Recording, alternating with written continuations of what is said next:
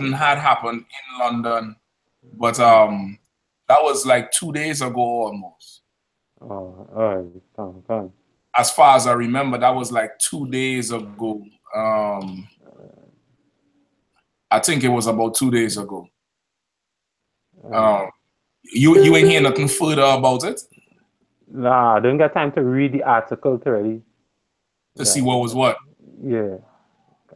Okay, I know in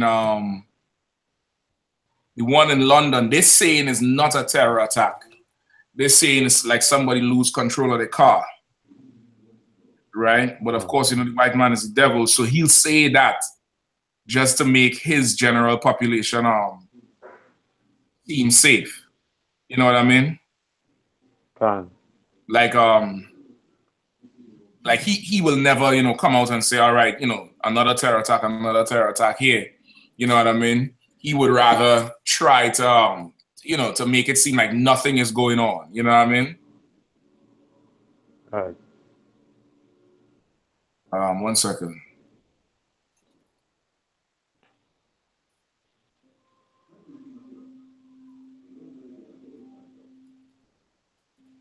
Yeah, but I didn't hear about any other one that happened today.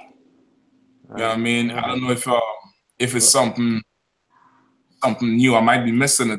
I'm checking it right now, looking up news page to see. I have a news page that pops up. I mean, everything here is about the damn Las Vegas shooting. You know what I mean? Or so like it could be the one what was 2 days ago, as it just said. It could be that. It could be that one. I want to believe it might be that one.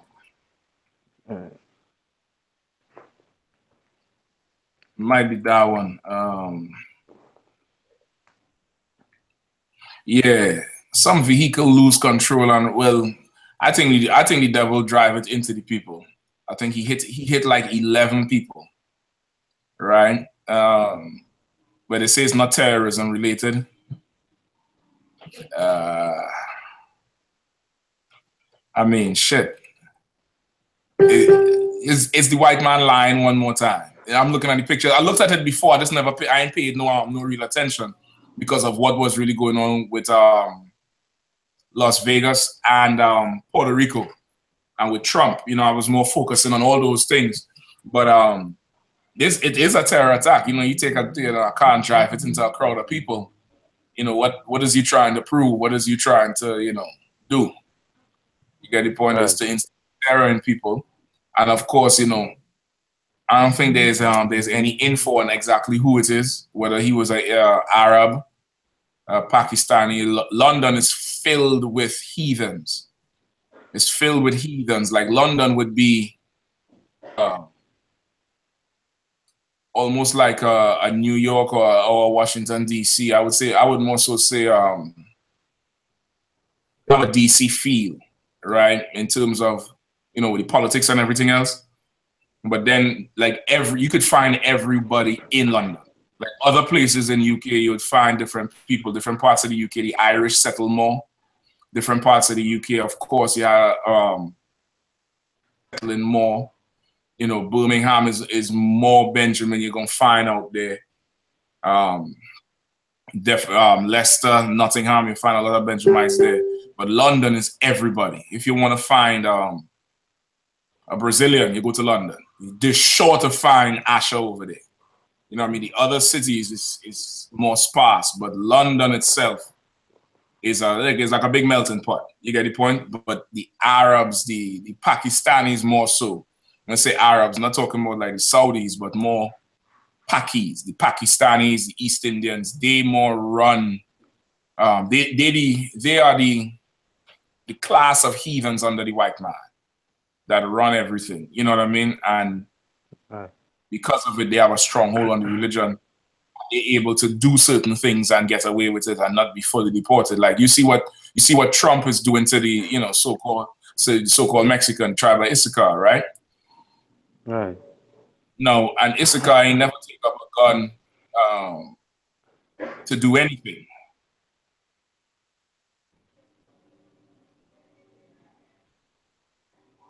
do anything to anyone. But of course, you have heathens who, you know, attack these big countries, be it America, be it UK, whoever, and there's no push, there's no driving force to, you know, deport them. You get my point? Right.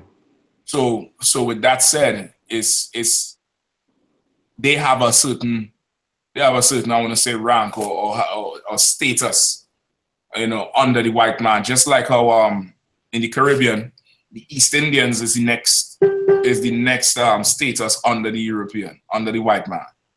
Under the white man, you have East Indian next, and then the Chinese, and in certain places, the Chinese is above the East Indian.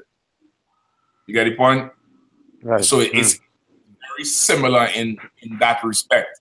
But of course, this London thing here, they ain't saying too much about it because now, once again, like, and UK is a very small place. It's like, you know, it's an island, right? It's a small place, brother. 2 hours is anywhere coast to coast. 2 hours, right? That's the length. That's the longest you're gonna drive to go anywhere. And in a city and in a place like that with so much of these heathens there and all this type of terrorism going on, it's a wonder why is it there aren't any you know, it's not a bigger effort to deport them. You know what I mean? Right. It's not a bigger effort to deport them.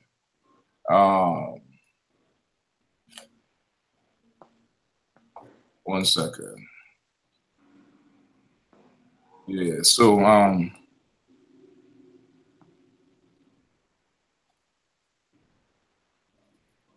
right, it's not a bigger effort to deport them when it should be a bigger effort to deport them with all the evil they be doing, not just to us, but attacking the white man. But the white man will prefer to attack us over everything. You get my point? Right.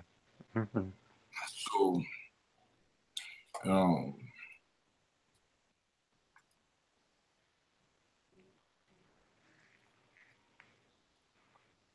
and another brother here trying to get in. 1 second.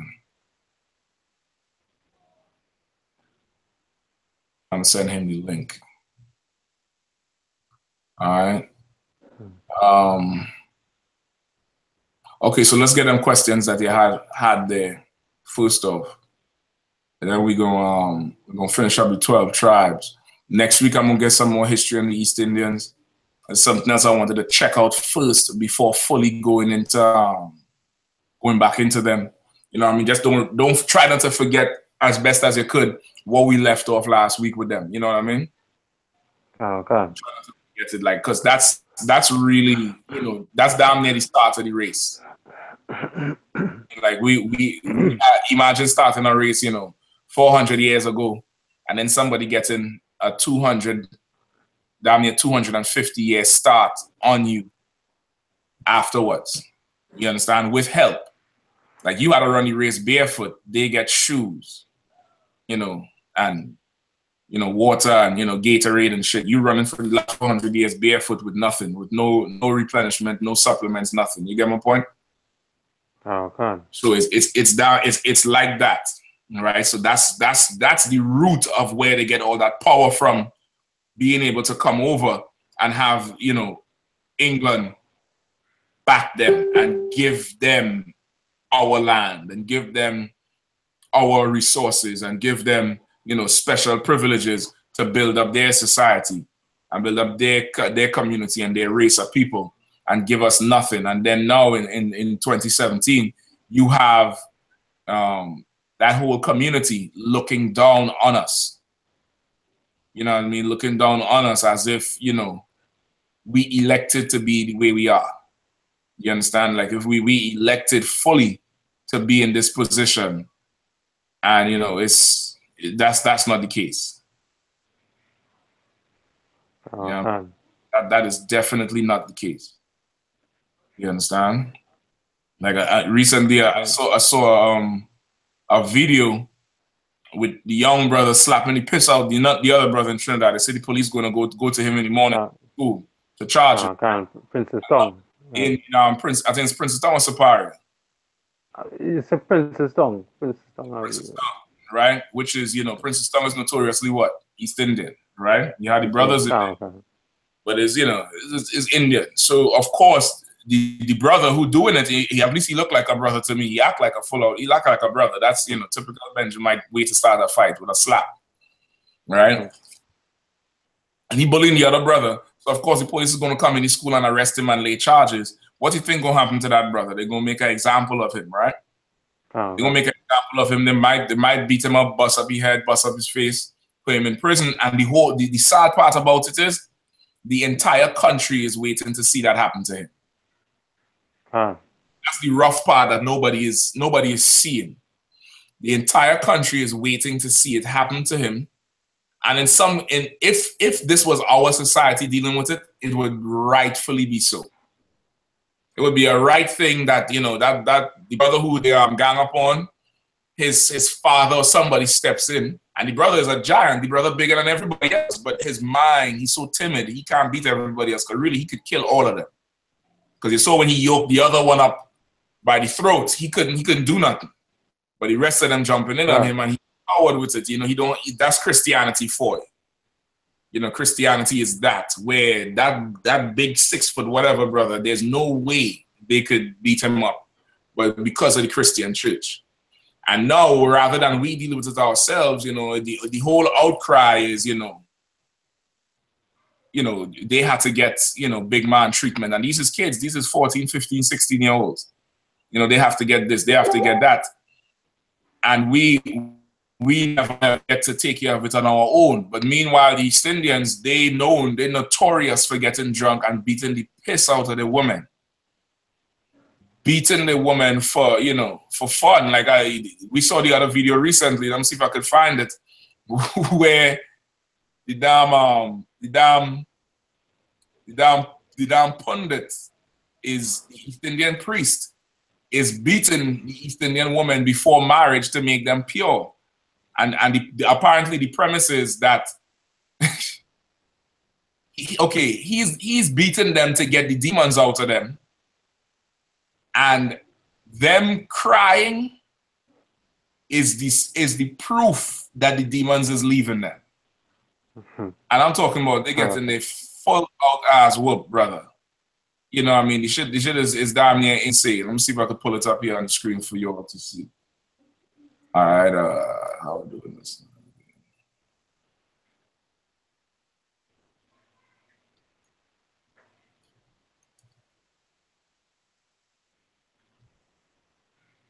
All right. You're seeing this, right? Can. Brother, I mean, Salaki. This is the people that rule over us. Now, these women is about to be married. And they say they wait for hours. This is an annual ritual to drive away evil spirits. Evil spirits. And okay, they all bring their woman there to be beaten by these men.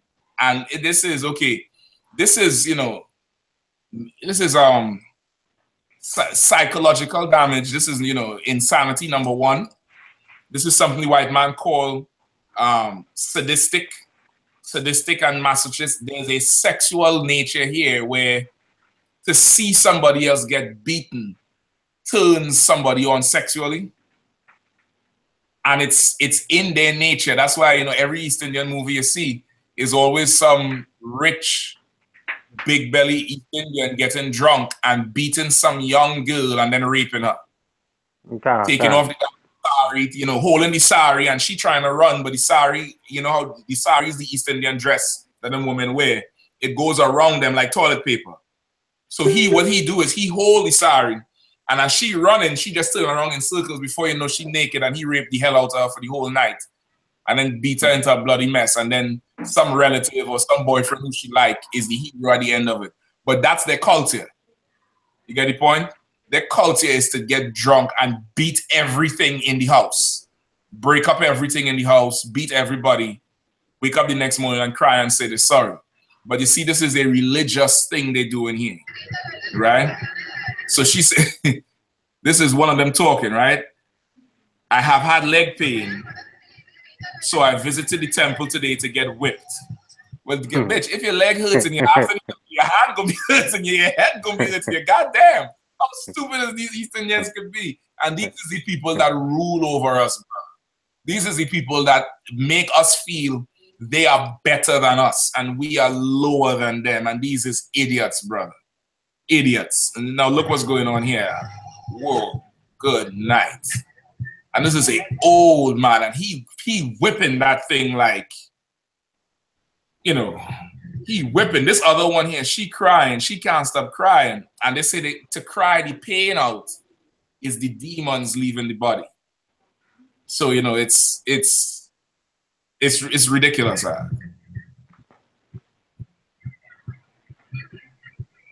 Right? And of course, that's her husband holding her, brother. He get beaten by another man. You understand? Remember last week I was asking you if you ever heard about East Indians giving their wife up to have sex with somebody so that the husband could get a promotion? And he was like, nah, you never heard of that. Right, brother, that's what we do. Like, look what he did to his woman. This is his woman here. And he bring her to get her full tail whoop. She crying because the shit hurts, because she getting whipped, brother, with a big rope. And the other one beating her with a piece of wood with her hands over her head, saying she prayed. Beaten, and they get 3 or 4 lashes, full blow. Right? They say it's a special event where everyone believes they'll be freed from evil. So now how you tell people they're freed from evil and you whipping the hell out of them for nothing? You understand?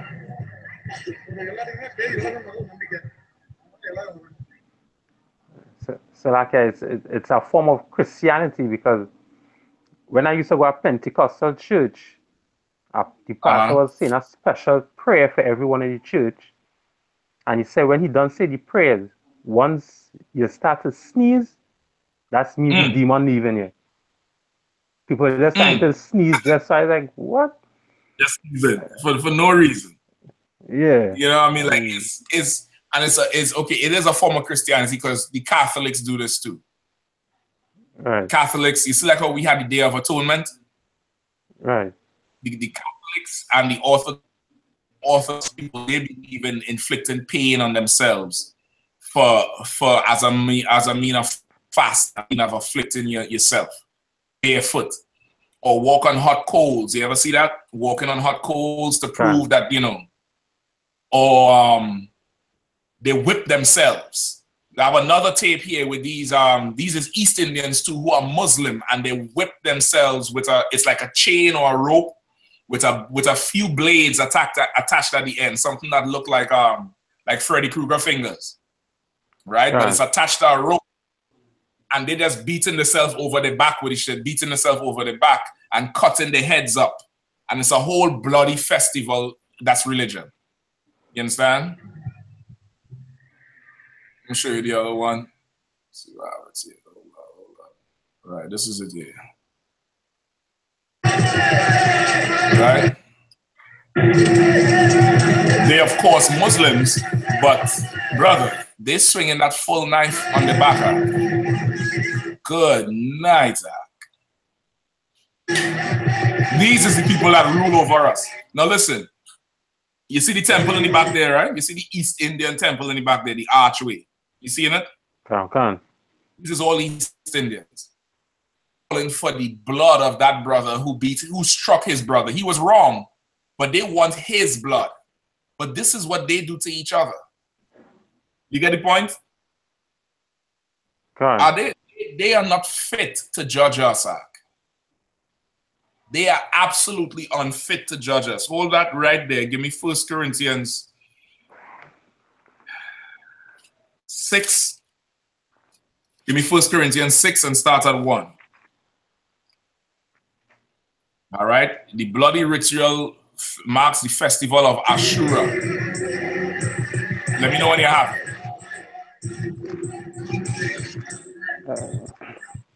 I got it. Once again, all men inflicting pain.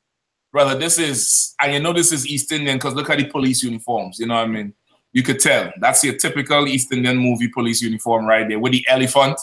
These, even though they are Muslim who doing this, this is, you know, East Indians, because that elephant is sacred to them still. Right? So these are Shiite Muslims. See at the bottom of the screen? Shiite Muslims around the world do it. But these are East Indians. Like, since when do Muslims dress like this and walk with the element of Arab, not Ishmael? But because of with Elam, which was later conquered by the Persian and the Medes Empire, you have half of Elam being Hindu, half of Elam being Muslim. You get the point? That's why, you know, Pakistan and India is two neighboring countries. They're the same goddamn people, but religion make them hate each other. You get the point? It's not like Pakistan is Arabs and, you know, India is Indians. They're all Indians. They're all East Indians, Salaki. They're all dirty, nasty dot heads, but religion make them hate each other. You understand? Just like North Korea and South Korea. They're all Koreans, but their political affiliation makes them two separate nations, which in essence is, you know, religion still. You get the point? Do you have the scripture I wanted? Come on. First Corinthians 6 verse 1. Dare any of you having a matter against another go to law before the unjust and not before the saints? Right, read it one more time.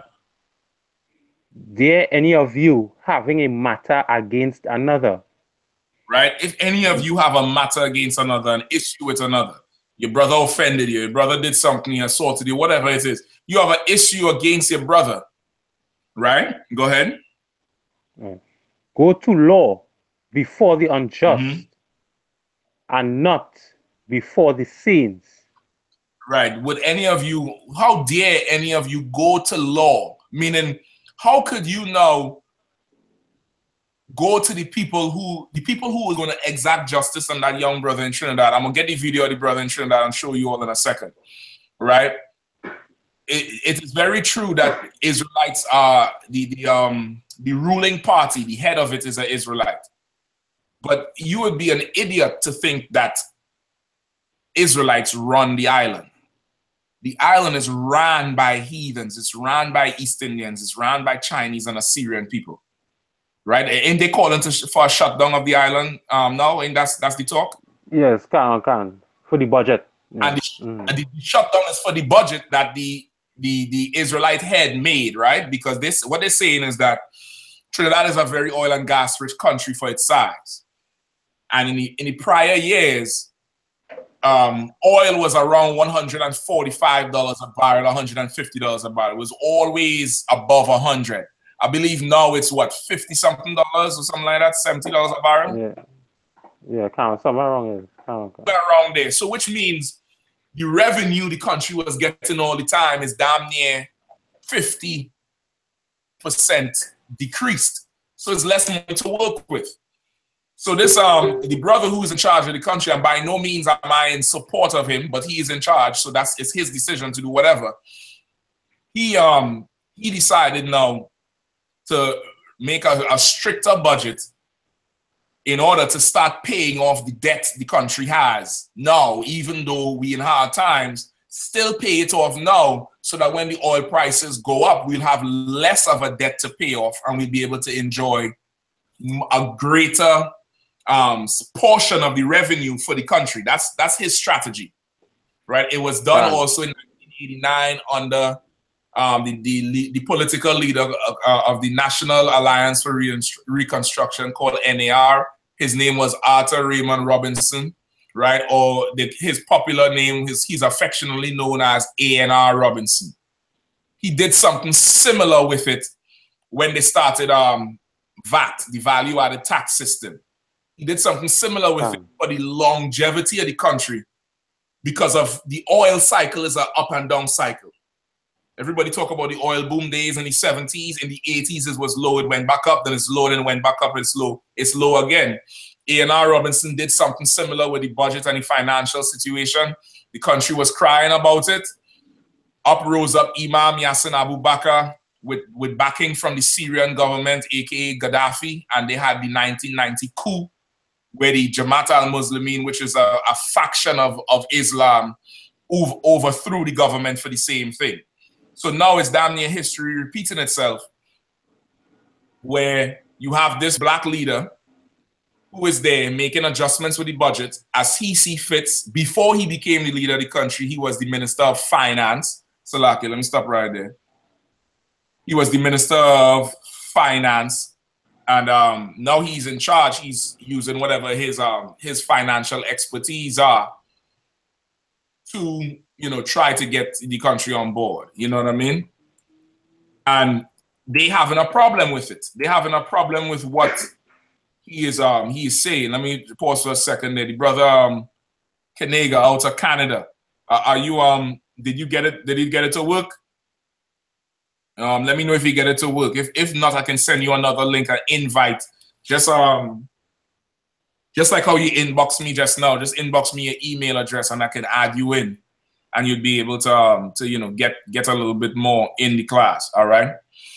So now they're mad with him because of the budget, right? Saying the budget was, you know, it's too strict. It's, you know, it's advantageous budget, blah blah blah blah blah. But of course, his opposition is not coming from black people, right or wrong, Galawan. His opposition is coming from East Indians.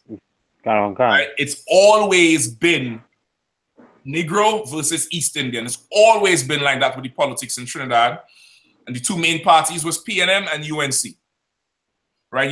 United National Congress, the People's National Movement. Over time, the United National Congress, they had several prominent political figures in their party. Those figures staged a fission, a breakup. And Basdeo Pandey, aka the Silver Fox, you had Basdeo Pandey, Ramesh Lawrence, Kamla Prasad, Bissessa. You had a few others, Adish Nana and Ram Logan, all of them. They had people under them that were coming up. They staged this big breakup, and those people who scattered formed their own political parties, right? Under the umbrella of like people like Rainbow Coalition. There was a few others, and they started marketing the politics to Trinidad as non-racial. This party is for everybody.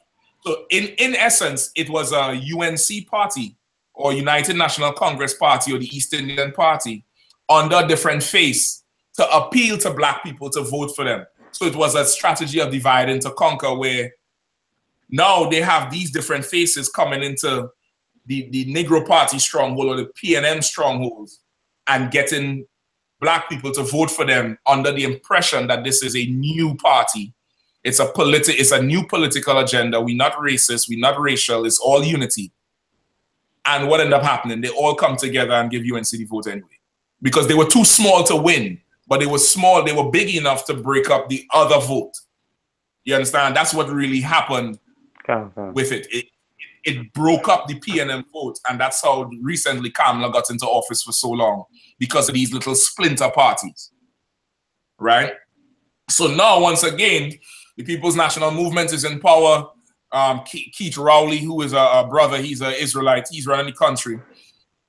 It's known that the East Indians will always be against any black man in charge. It doesn't matter, right? It doesn't matter who he is. He could be shitting gold and giving it away.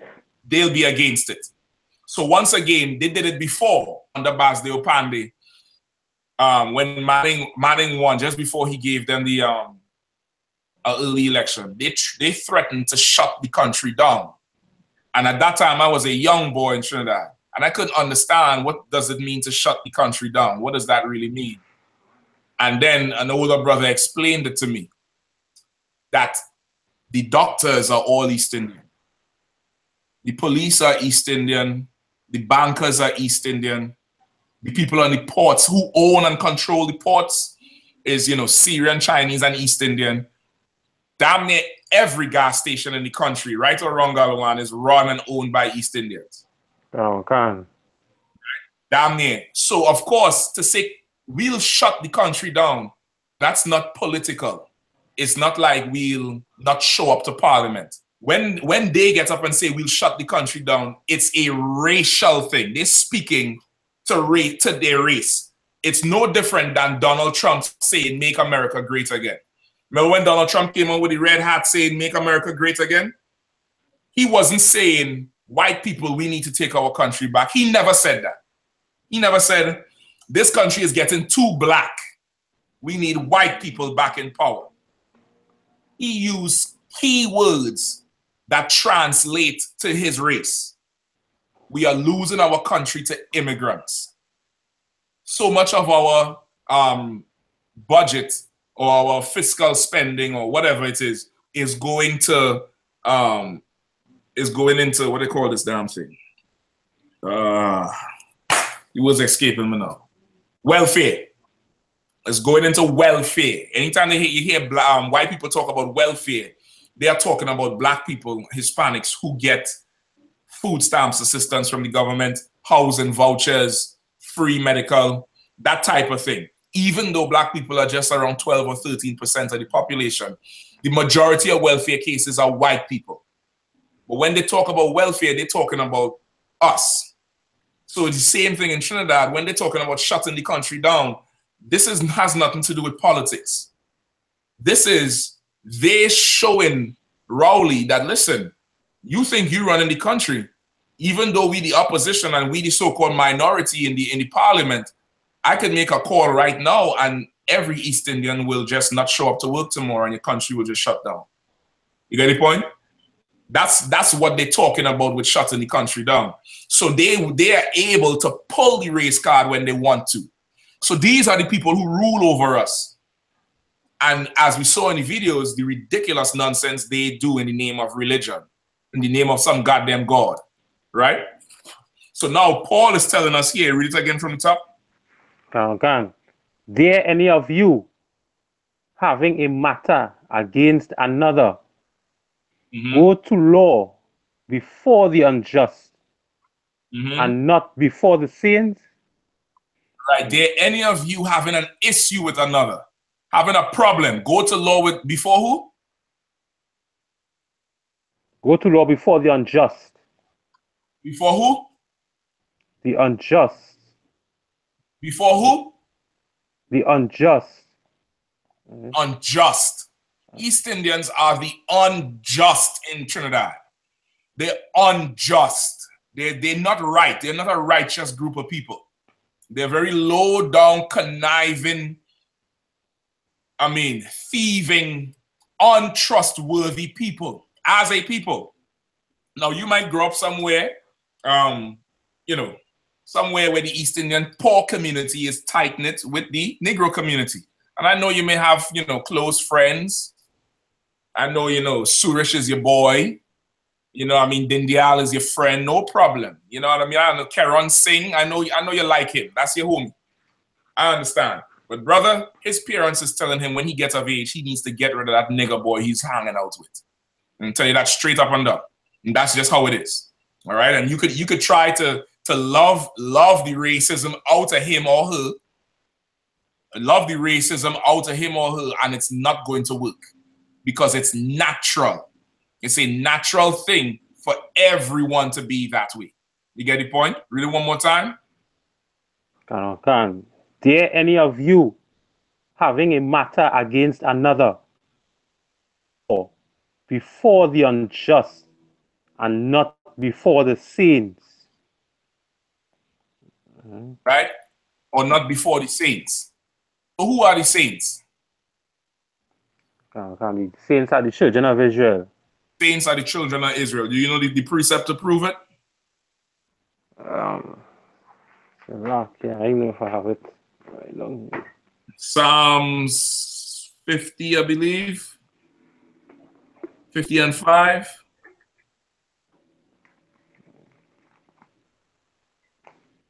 Psalms 50 and 5. All right, get that for me real quick. Still keep your hand on Corinthians, but get Psalms 50 and 5, all right? 50 verse 5. Gather my saints together unto me. those that have made a covenant with me by sacrifice. Right? Right? Gather my saints together unto me, those that have made a covenant by sacrifice. Like we are the saints, the ones who made the covenant by sacrifice, the children of Abraham, Isaac, and Jacob. We are the saints of the Bible. So Paul is telling us, if we have an issue among our people, we are to go to law before the saints and not the unjust. You understand? And not the unjust. Now let me find the other video here with the brother. I don't even think I shared it. Oh boy. Hold on.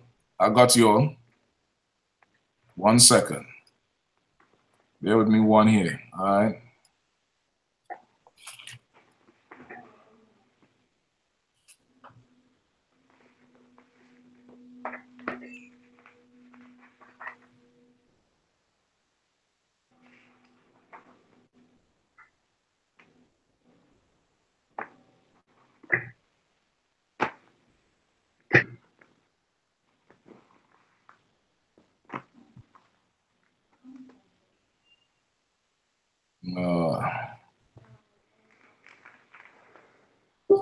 All right.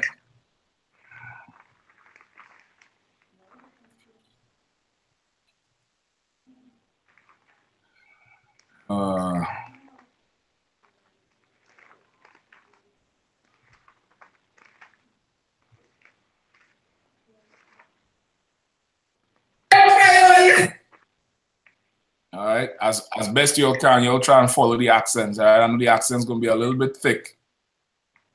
You all may not understand it, but as best you can, you know what I mean. Those are the guests, the other brothers and sisters who are online.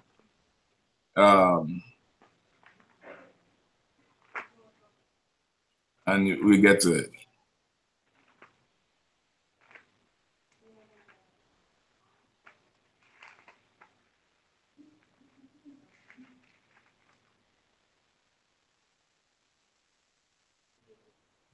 All right. So already, you're seeing? Is it showing? Khan. Okay, so you see the brother on the wall, right? The brother with the brother who's facing the screen. You see how he stands like a woman? Khan. He's, his hips is switched to one side, his wrist is bent backwards. That's his, as we call it, that's his bad man stance. Like this brother is in his face, ready to get it on. And his stance is like how a woman would stand up, defenseless, waiting to be hit. Because that's waiting to be hit is a woman's defense in an altercation. A way of being the victim, because of course, a woman, like, okay, they call it a double standard, but that's just how life is. A man's defense is getting busy. A woman's defense is be the victim and be avenged. Somebody will jump in and save you. You get the point? Somebody will get there and save you, which is why a woman, anytime she argues with a man, she's always in his face, sticking her chin out. Hit me, hit me. Why don't you hit me? Because that's her defense. So this is how he is right here. And this brother here, the other one whose back is facing the camera, brother, he starts beating him like that's his son. All right, and you'll see as the tape go on, the brother, the more feminine brother, is bigger than everybody in the class. Like he could murder 3 people there quickly, with some masculinity. All right.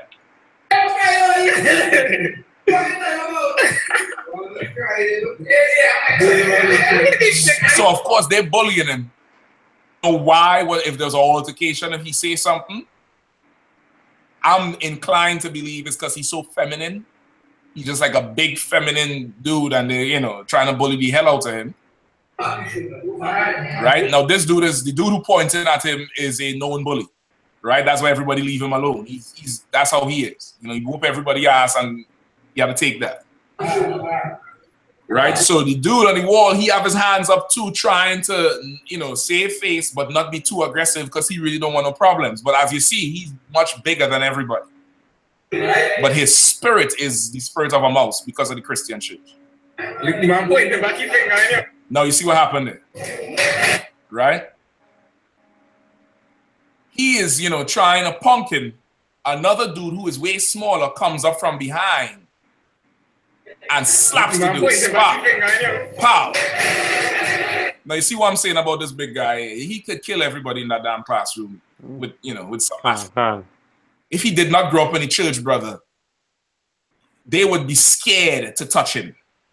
Like, he could snap necks. He could pick you up by that shirt and throw you through the goddamn window. You see how quick he pushed the brother all the way? The same brother who he backing down from. Look how quick he just pushed him out the goddamn way. You understand what's going on there?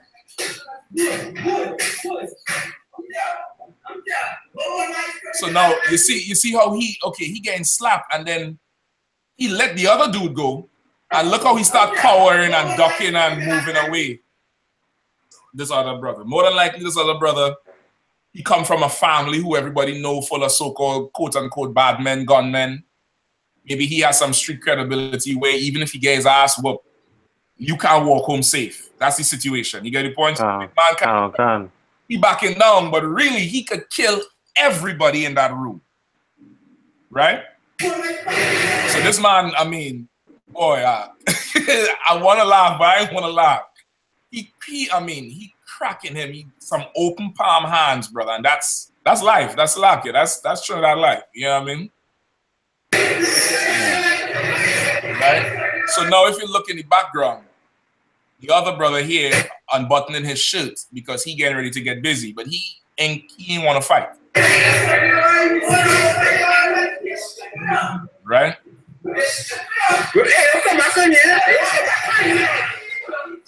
So the one who slapped him, of course, you know, picking up a chair to hit him because he don't like that big man retaliate against him. You understand?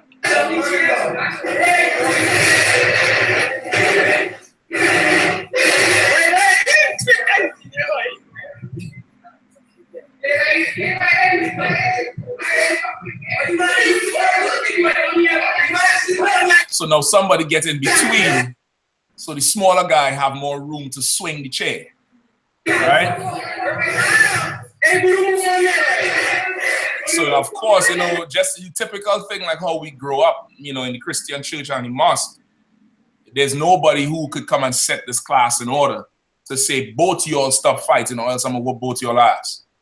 You understand? Like now everybody pull their phone out and it's like, yo, let them fight, let big man get trash. You know, they want to see blood, which is how we are, because we became animalistic, just like who?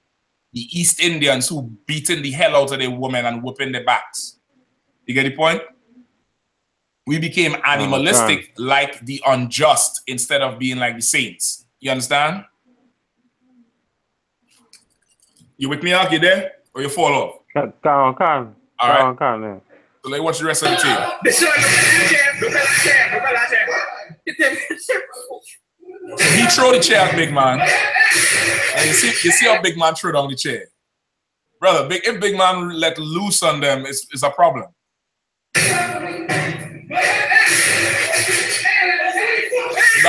Now he hiding behind the other brother. And you see big man ready to kill him. You understand? Now, if it wasn't for everybody else, big man would have done kill, break his neck, throw him through the damn window. You understand? But he just being bullied and he had no masculinity. With him, right? So of course, you know, they're arguing over, you know, who fighting who and who jumping in for who. But of course, in that situation there, because he grew up in the church, he rather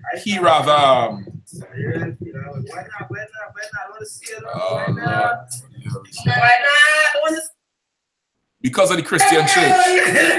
One second. Because of the church, he grew up, you know, wanting to preferring to rather than okay, he preferred to lose his pride than to lose a fight. You understand? Which is not what the I.S.U.P.K teaches. This is another one. This is the same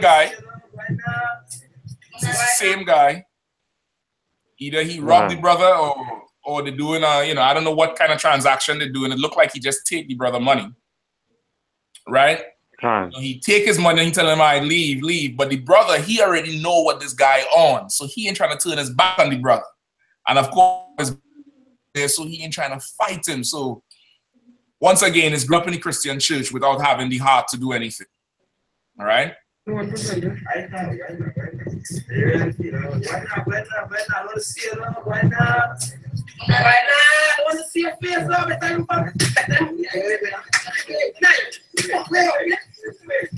cool. They're cool. They're cool. They're cool. They're too much. They're cool.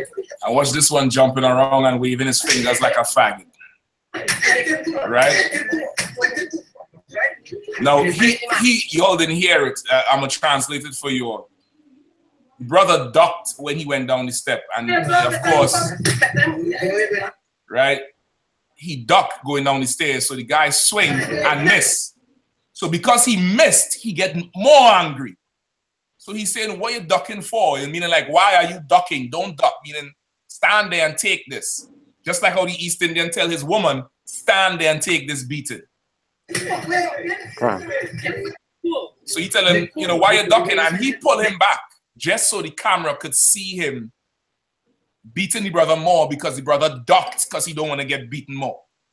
Oh, not too much. Right?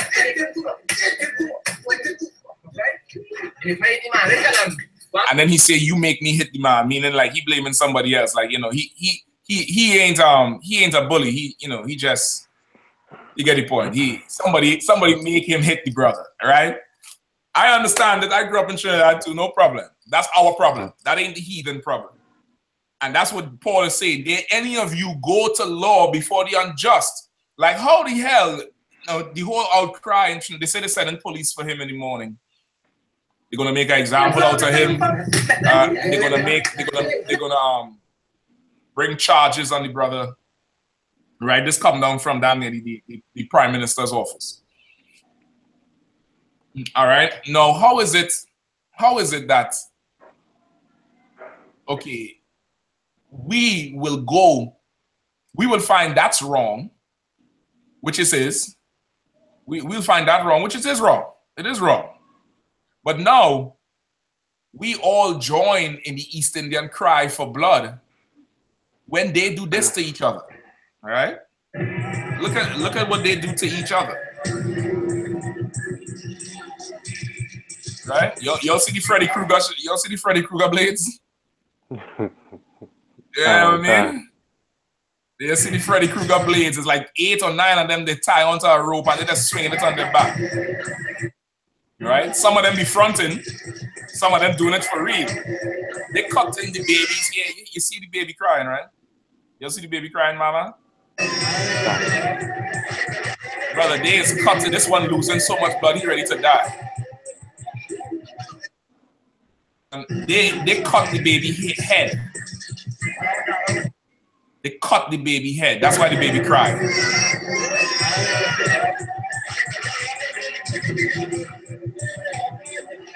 See, like how why they had to throw water on him? Because he sliced his forehead open.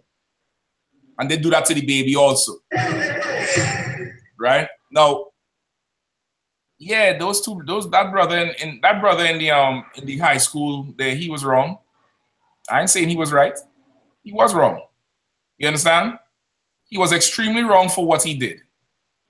But how dare any of you go to law before the unjust? Before them, before that filth, before some damn East Indian to solve your problems, right? That's what he's really saying. How dare you go to law before him? You understand? Keep reading. No, what I asked you for? Yeah. Go back to Corinthians. 1 Corinthians 6 and 2. Yeah. 6 and 2. Do ye not know that the saints shall judge the world?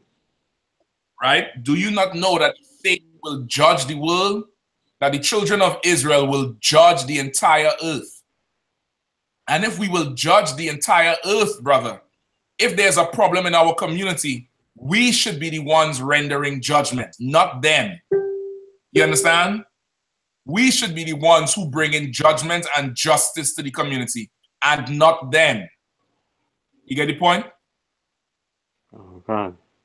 Keep going. And if the world shall be judged by you, are ye unworthy to judge the smallest matters? Right? And if the world is going to be judged by us, meaning we're going to be deciding who eats and who doesn't eat. We're going to be deciding who gets rice and who doesn't get rice. We're going to be deciding who, you know, who gets water this month and who don't get water. We're going to be deciding who gets relief. Right? We like how Donald Trump right now, he deciding who gets relief.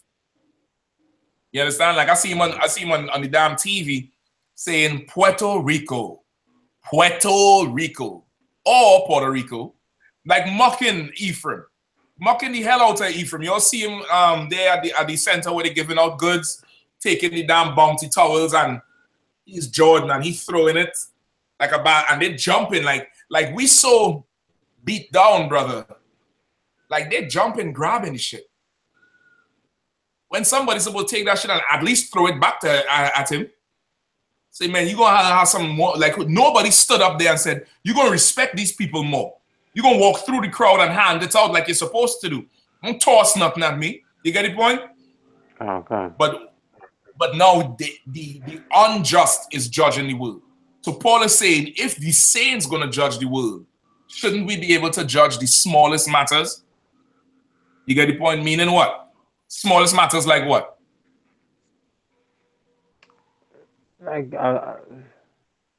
Like smallest matters mean in terms of not punishing them to death. A matter is an incident. A matter is an issue between brothers. So what are matters? What are small matters that we have amongst us as a people?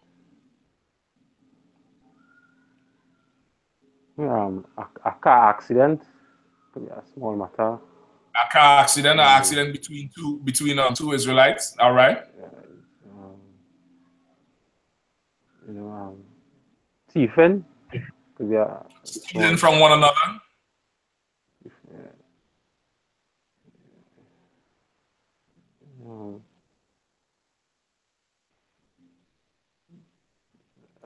Adultery could be adultery. Child support. Whose child is this? Just common offenses between two brothers as to why one is what's the beef going on here? These two brothers obviously have an issue. They obviously have a beef. So now this is just to figure out what is the root of this beef and what could we do to solve it. You understand? Okay. That's what he's basically he's saying. We should be able to judge the small matters, but instead they're gonna send the police in there for the brother tomorrow, and they're gonna tear him up, and they're gonna make a public example out of him. And what they don't understand is, okay, now anybody can answer this, especially brothers. I want the brothers to chime in. What happens, now think about the age group. We're talking about between 14 and 17, maybe 16. All right? What happens to that brother now that the police, now the leader of the country, or from his office, they issue a statement saying, we will not tolerate this, charges will be laid, the police are coming to his school tomorrow. What happens? If you are a brother, what happens?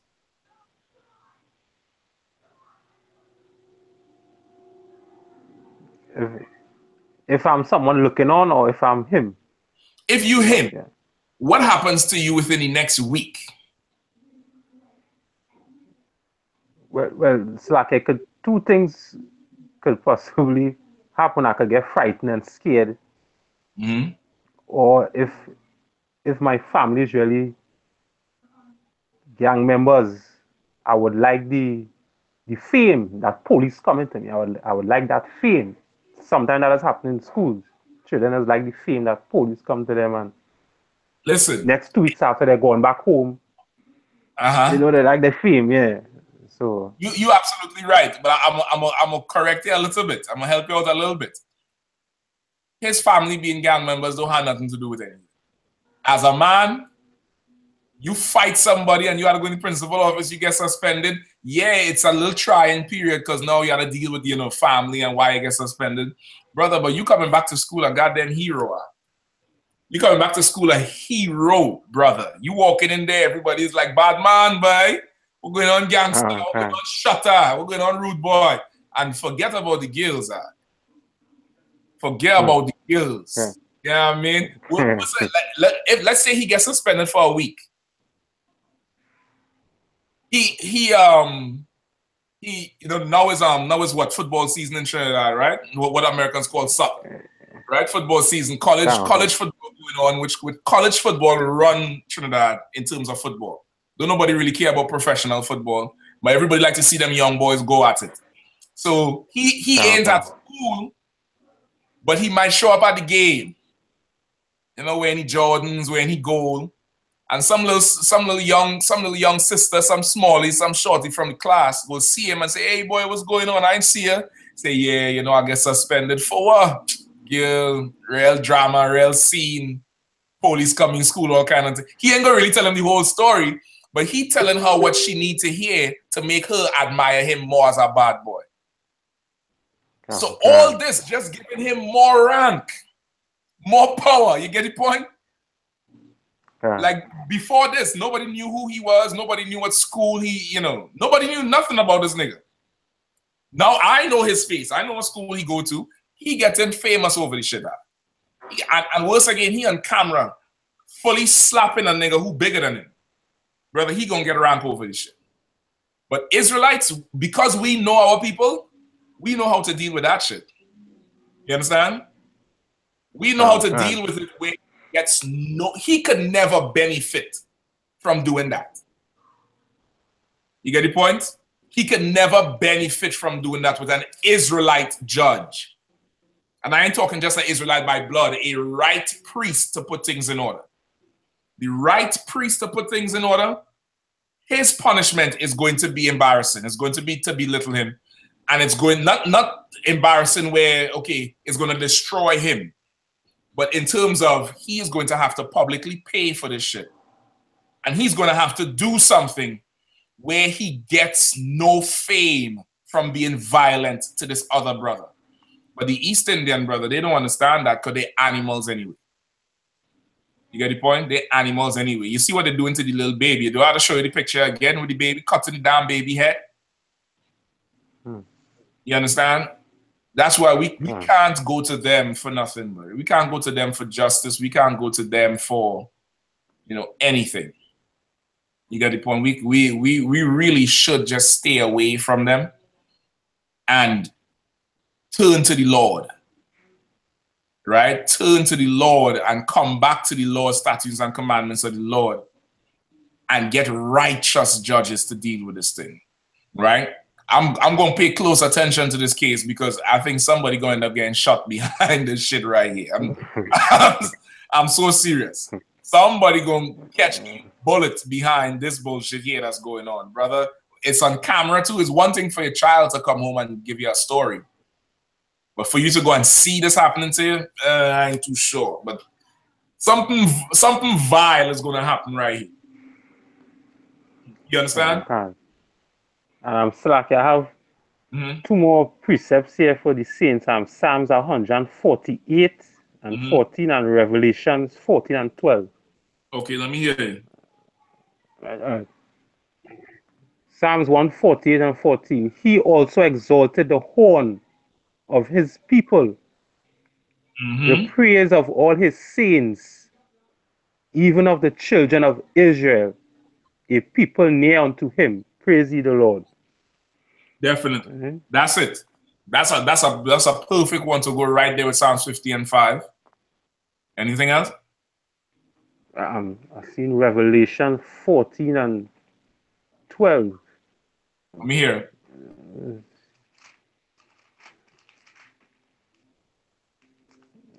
Revelation 14 and 12. Here is the patience of the saints. Right. That's a different one. Here are they that keep the commandments of God and the faith of Yahweh. Right? Right, that's a bit different one. But again, you could use that after you pull the original Saints one to show who these are. You get the point? To more show, okay, these are the Saints. You understand what I'm saying?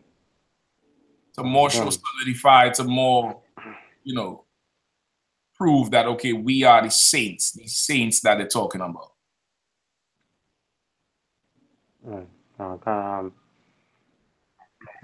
So like kids, when they have children, I know sometimes the media, what they see on TV does really influence their mind. When they have kids, what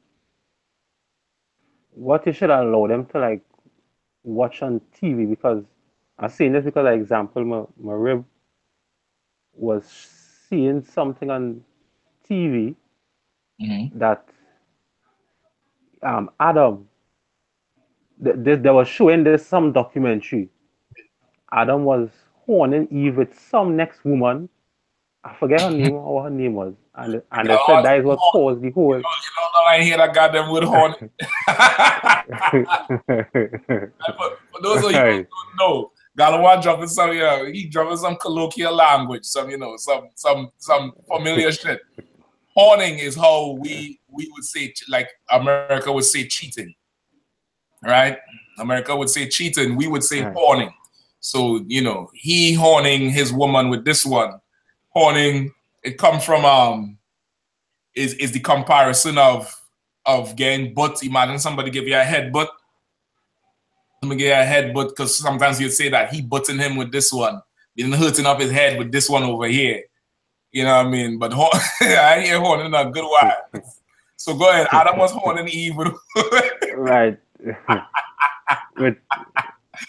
ahead, go ahead. Right, with some woman named Miriam or whoever she name was, and they said that is what caused them to get kicked out of the garden. Right. How I maybe coming to class, she would have believed it. We coming to class, she just asked, "Is this true?" So I had to tell her, "No, those things are not in the Bible. I don't know where they get that from." And I had to show her what already took place now in the Bible. Right. So I was just saying, with the TV, what I show on TV, if you have kids, where are you supposed to let them watch? Or you're supposed to block stations, what, Okay.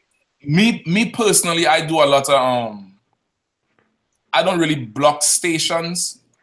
Well, of course, I do block stations. Of course, they can't watch certain, They don't say no watching no goddamn HBO. You get the point? But me personally, I watch everything. Like, okay, like I always tell the brothers, like, everybody be talking about, the whole hip hop scene, how hip hop is going down the drain because these young rappers is killing everybody, killing the whole vibe, the art form. Just like how Jamaicans hate the young brothers, Popcorn and Alkaline and all of them, because they ain't singing typical dancehall music. You get the point? Like, I'm making my personal mission to listen to everything they say and do and try and get a vibe for it. So now the scriptures say, judge not according to appearance, but judge righteous judgment. You get the point? Judge righteous judgment. And to be honest, all the music evil, but they in the world. Now, if they're gonna just say that this one evil and for what he's singing and what he's doing, then you had to put everything away. So I make sure and check everything and I apply that to damn near everything, that's around me. So kids programs, brother, I probably know more about kids programs than kids. You get the point? I know the names of them, the characters. I sit down and talk to my children about it. Yeah, so what this one do today? What? They stole this, and you know what I mean? And hear how I act like I don't know what's going on the damn program and have them explain it back to me so I can see how their mind is receiving what's going on there. You get the point? Okay. That's one way. Another way is, okay, anything that of course is unlawful, anything that's above the age group that they can't really comprehend properly, I definitely cut out. I buy a lot of DVDs. You know what I mean? You could go, you know, they have Walmart up here, Target, even online. You could find somewhere that sells DVDs cheap. You could get 5 for $5, you know what I mean? 20 for 10, some shit like that. And I, you know, choose the shit they like. You know, choose the shit they like to watch. Get them educational cartoons, stuff like that. SpongeBob, shit like that, that cross-dressing shit. Nah. Get the point? Any new cartoon that comes out as a movie, I make sure and check it all the way out first because they slip in there the homosexuality. You get the point? They slip it in there. So you're going to have to invest time to really check it out. You're going to have to check it out first before you actually decide what they can watch and what they can't watch. Another thing, get them involved in activities so they don't got no time for TV. Right. You get them involved in enough activities, brother. They ain't got no time for TV. You get my point? They ain't got no time to, you know, cartoon what? They're going to be falling asleep by they get home. From the playground, from playing or running, football, you know. Buy them, get them a bike and join them to a bike club. Let them go ride whole day. So when they come home, they could barely stand. You know what I mean? Get them involved in something that's fun, that they like. But boy, you know, they ain't got time to absorb the bullshit the white man teaches. You get the point? Anything that celebrates birthdays, Christmas, Thanksgiving, Halloween. My oldest child, I make from small, as soon as it comes on what it is, and that we don't celebrate it. We Israelites. We Israelites. So from small, she understood we Israelites, we are Hebrews. We don't celebrate. So from the time a cartoon come on, you know, they'll have a little preview about something. She'll see the Christmas tree in the background and be like, oh, this is Christmas, we can't watch this, and go take the remote and change the damn station. You understand? So you could mold the child into living in your world and knowing what they can't watch and what they could watch. And okay, this is what I do. I give them certain amount of empowerment.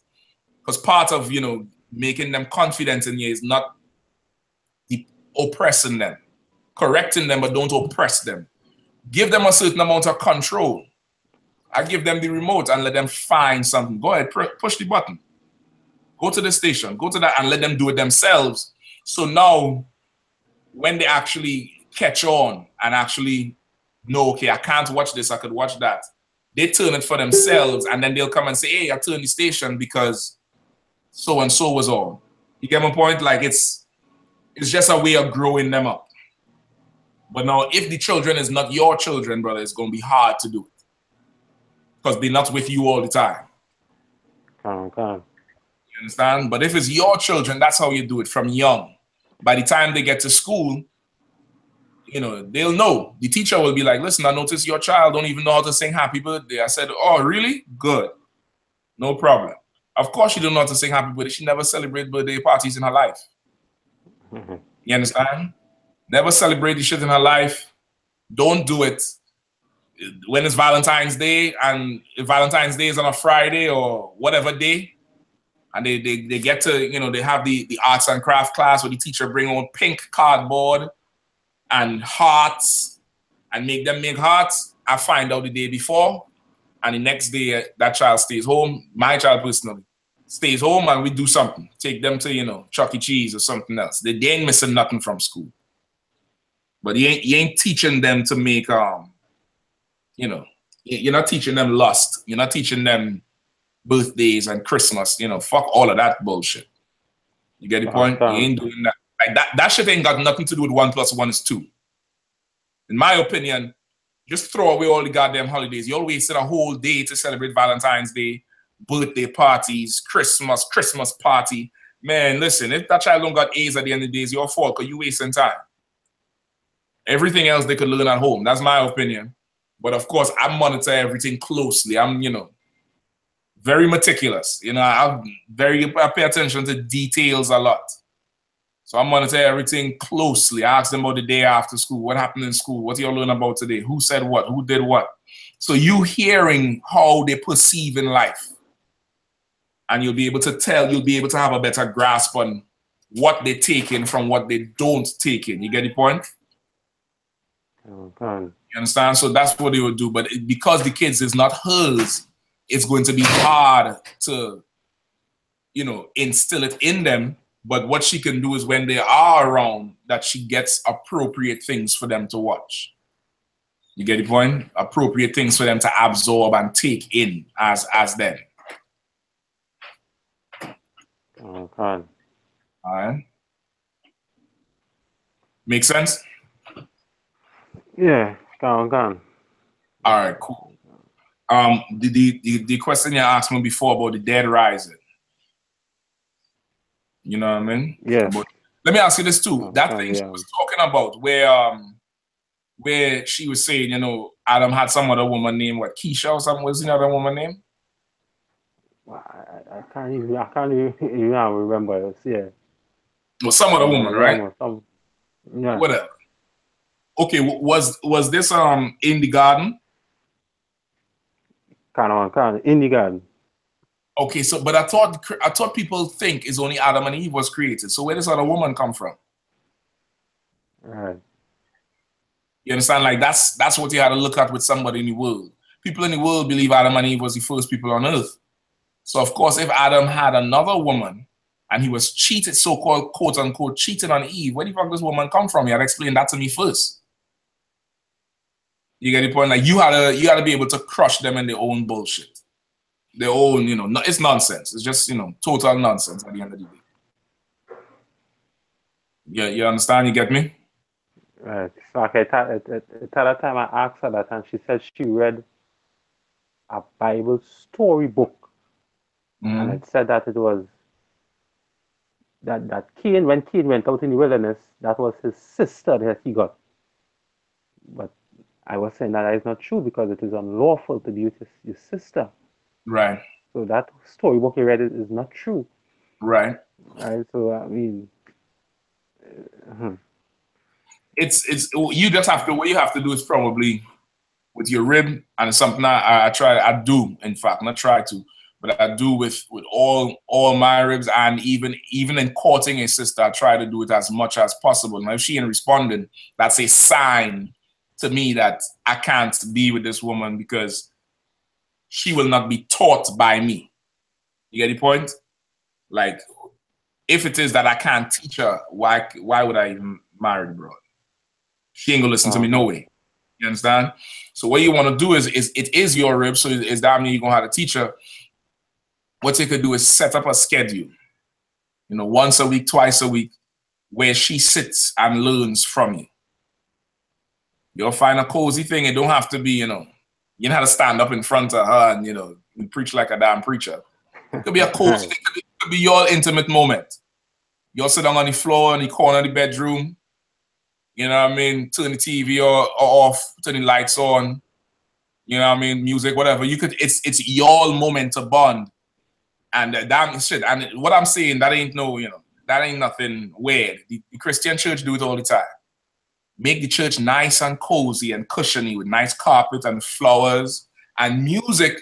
And then the pastor come up there and talk smooth to some woman, and everything is pastor now. She go home, cook for pastor, you know, give pastor all the money. And if pastor play his cards right, she turn that tail over for pastor. You do the same thing to her, just do it on the right-hand side.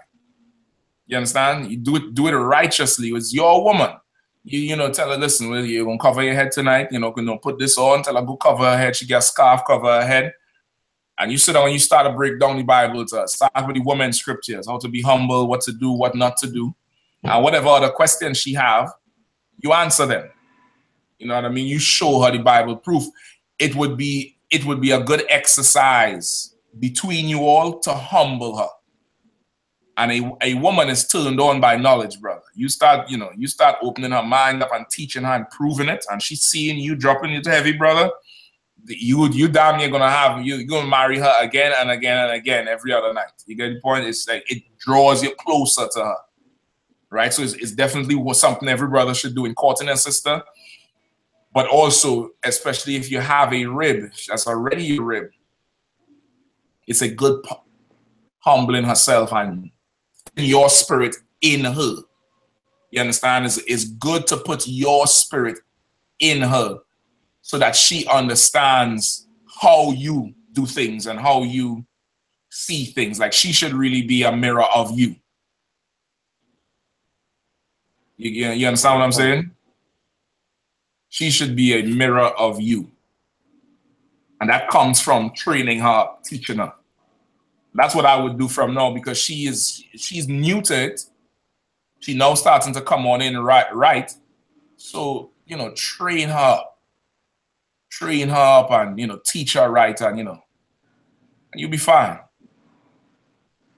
She like she does mention if I want her to come and talk to her about the scripture, she does tell me that sometimes.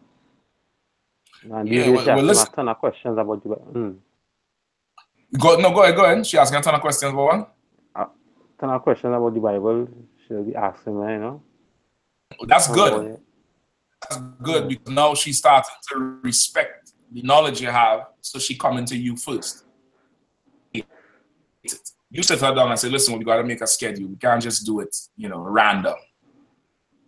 You have class tonight. You have, because she's in school, whatever she's doing, she has slavery. Pick a day. Sunday night or not Sunday because you have class tonight.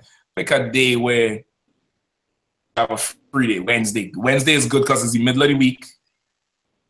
Between the weekend, because weekend time you're spending more time together. Wednesday is another time you'll spend. Middle of the week is always good to touch base with your rib. That's, seeing each other every day. Bam, right there in the middle of the week, because weekends you're seeing each other. Middle of the week you'll sit down, somebody cook, somebody do something, you know what I mean? Bring some Fernandez rum if you need to. Get into it, like make it, don't make it like the Bible, blasphemy, brimstone. Make it like that. Make it like it's a date. You understand me? Like use your Israelite swagger. Use booty sister at the end of the day. You know what I mean? It's part of it. She's already your rib, so it's not that big of an issue. So you bring her in and make it at your time. And after that your time gonna turn into a whole lot, and she gonna learn more. She gonna call you for everything. That's what if I was in your shoes, that's what I would do with her. You get the point? Yeah. That's what I would do with her. Make it our time. Pretty soon I'm sure she's gonna ask you to come explain this to my friend, explain this to my mother. She go to this church. Don't bring them into your time. Never bring them into your time. Your time is your time. It gives us something to look forward to every Wednesday or whatever day you choose. You get the point? If she wants you to explain something to somebody else, they'll have to call you and set up some time, some other, whatever. All right? You understand? All right, no sweat. Let's get them other two questions you had real quick with the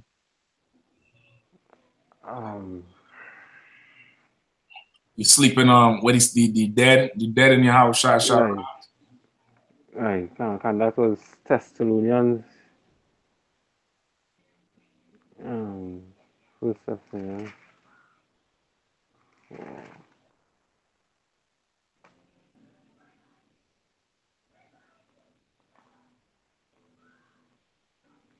Right, that is First Thessalonians chapter 4, verse 16. All right. For the Lord himself shall descend from heaven with a shout, with the voice of the archangel, and with the trump of God, and the dead in Christ shall rise first. All right, so my question was here, with the dead in Christ shall rise first, that means the people who not alive again in the grave. Yeah, Christ returned. That's what they're talking about there. Say where you at one more time, huh? Right. So the people who are dead in their grave. No. Who in the truth? First what? This is First Thessalonians chapter 4, verse 16. 4 and 16. All right. All right. All right. Start at 14. 14 says, "And the dead in Christ shall rise first. Then the saints which are in heaven shall Just now, bring me back again. Somebody had said something about this scripture to make you ask this question, right? Right, yes, can. There was like, if reincarnation exists, the point that they said, if the dead in Christ shall rise first, that means people must be in their grave. That does not reincarnate. So there was asking, if reincarnation exists, does it mean that the Lord does take a time period first before he reincarnates you? Yeah, that's what I was asking. Okay, if reincarnation exists. Now I remember the question. Okay. First off, there's okay, first, the Lord is the Lord. The Lord is the Lord. You get my point? There's no he gonna do what the hell he want to do. He gonna do what the hell he wanna do. If he feel to kill you today and bring you back tomorrow, that's what he gonna do. You understand? Now let's get a few scriptures first, right? For that one, and then we'll go back and run through this one real quick before we lose the time.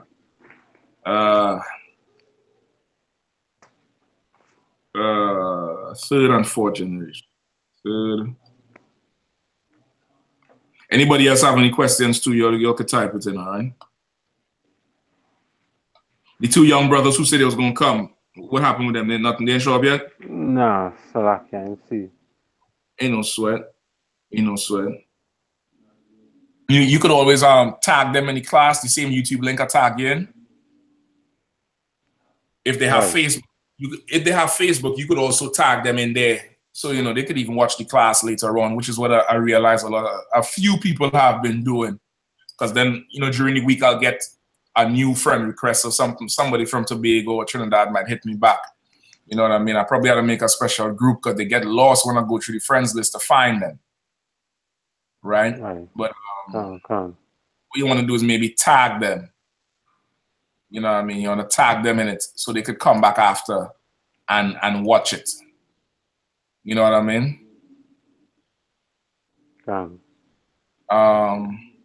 Give me, what I ask you for? Exodus? Give me Exodus 34:7.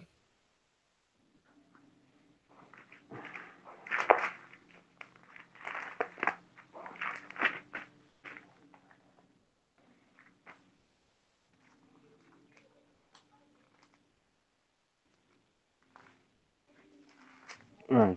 Exodus 34:7. Start at 6. 6.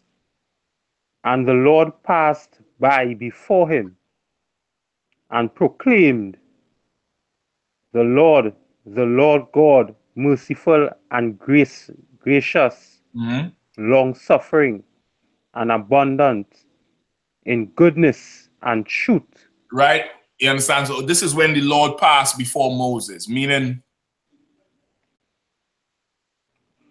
it wasn't the actual Most High there, but the angel, the host of the Lord, a representative from the Lord's glory came before him. The angels, he saw a bright light and going before him, right? Just like,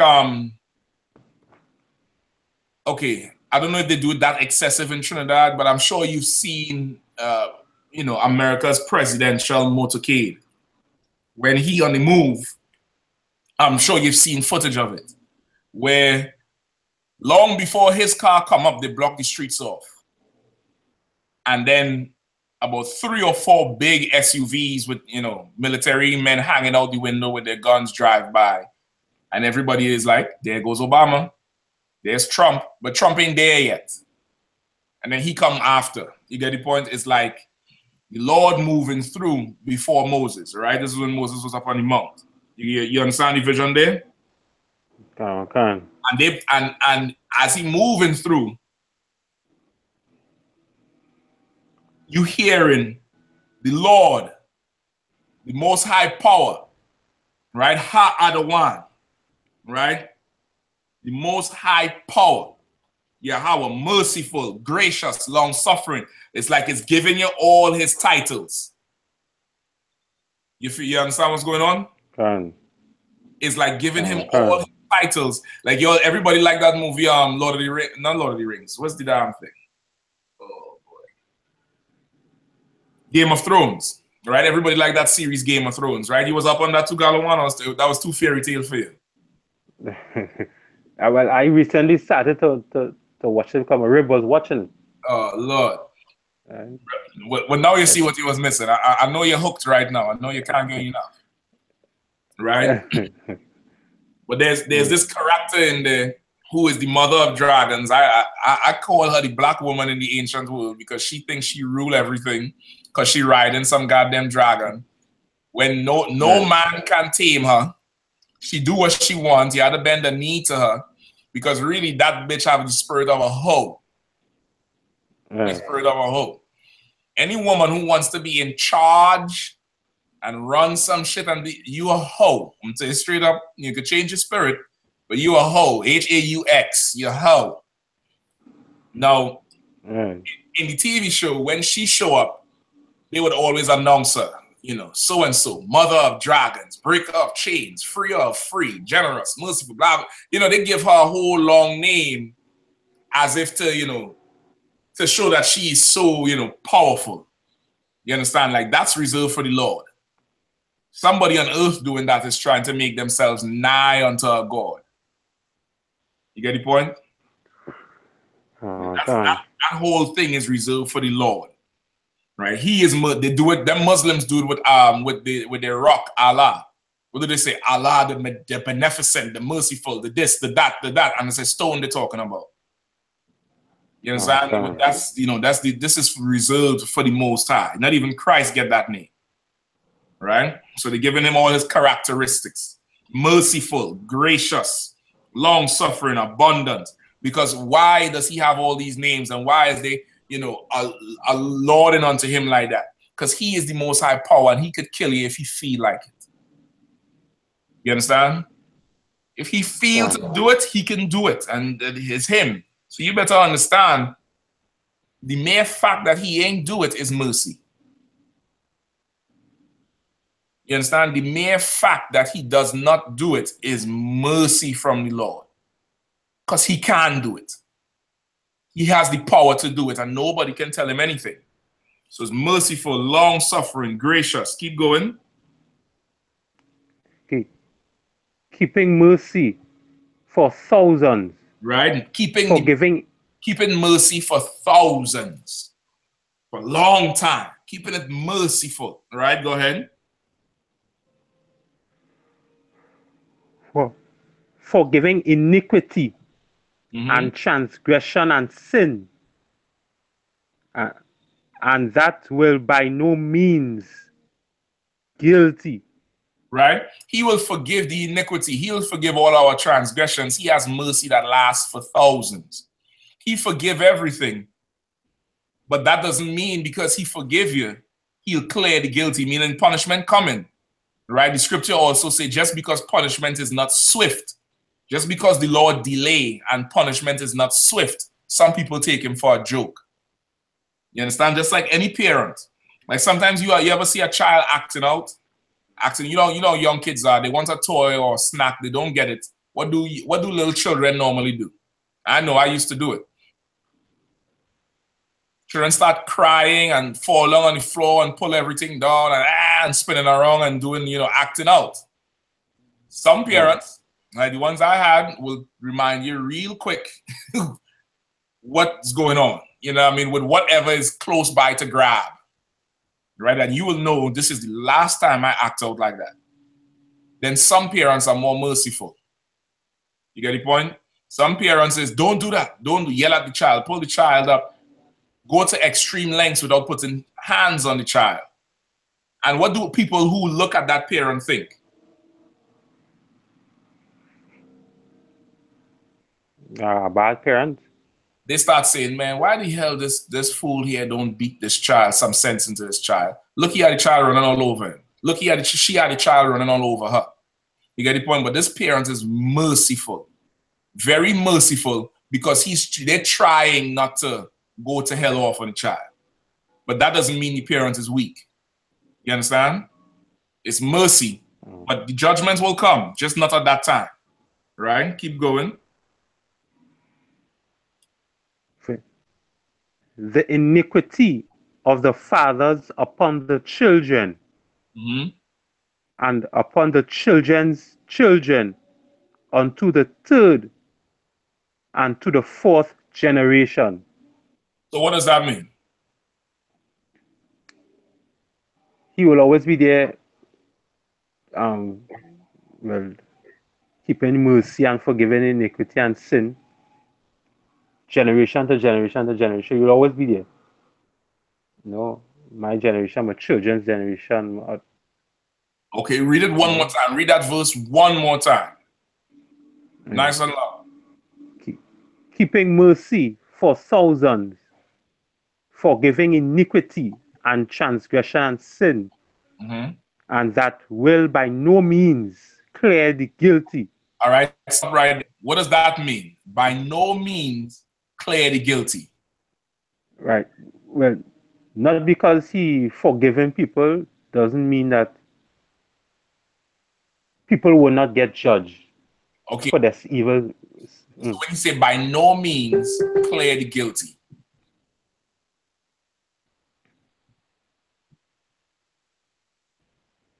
the guilty will still get judged. That what it means. Right. He will not. He will not give them a pass. Right. Okay. Keep reading. Visiting the iniquity of the fathers upon the children, right, and upon the children's children, unto the third and to the fourth generation. All right. So he will not clear the guilty, but he will visit the iniquity of the fathers unto the children, and upon the children's children until the third and the fourth generation. What does that mean? All right. Well, iniquity is evil, so I'm meaning he will judge the generations to come. The right. Generation. He will punish. He will visit, but he will visit the iniquity of who?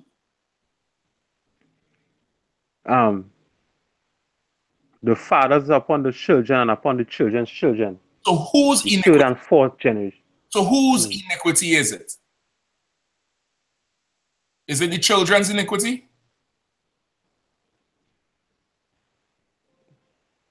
Right. Come on. The children's there. No. Did the children sin? What is iniquity in this case? Yeah. Wrongdoing. So who is the one who did wrong?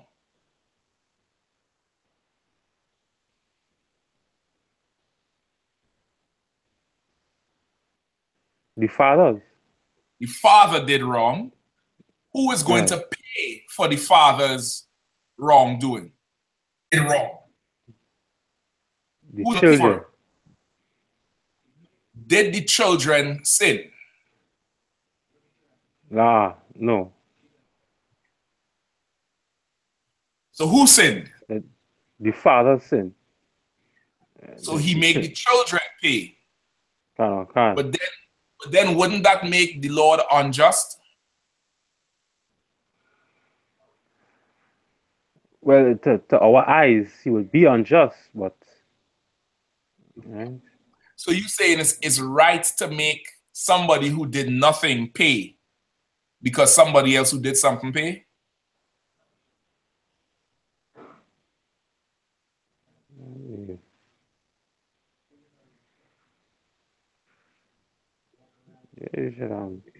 Now this is the question. The children did sin. How did the children sin?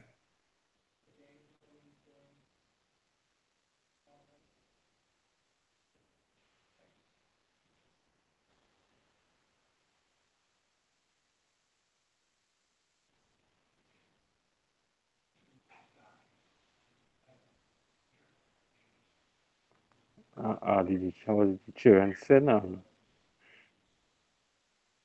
They sin because their father sinned? On to it. What we talking about? What was the question about?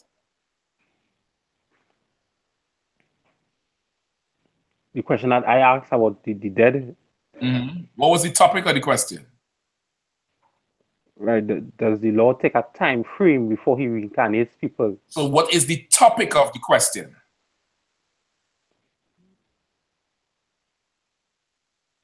Reincarnation? All right. So the topic is reincarnation. So if the fathers sin, then the children they born, they brand new in the earth. They never sin, but they did sin. That's why the parents paying for it. How is it possible for the children to sin?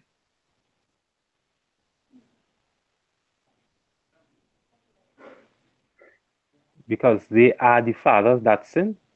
They are the fathers that sin, that are reincarnated into the earth in the third and the fourth generation. You get the point? Okay. So now, this is not a hard and fast rule, but typically that's how it goes. 3-4 generations down, you come back. You understand? 3-4 generations down, you come back. Let me give you another one. Go to 1 second. Go to Deuteronomy 28 and 68.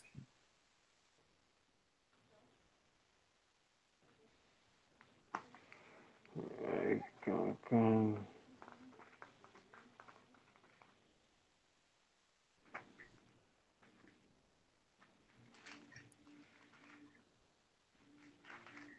Deuteronomy chapter 28, verse 68. Right? And the Lord shall bring thee into Egypt again with ships. By the way thereof I spake unto thee, thou shalt see it no more again. And there ye shall be sold unto your enemies for bondmen and bondwomen. All right. And no man shall buy you. So now this was what? A punishment that Moses told the children of Israel they would suffer when they came out of, when we came out of slavery, right? Okay. Did Israel go into slavery?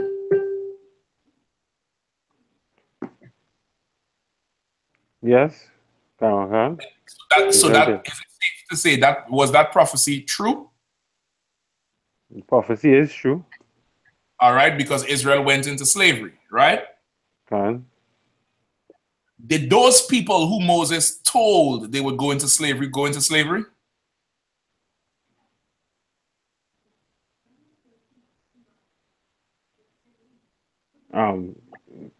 Yes. You sure? Yes. All right. Give me numbers. 14 and 33.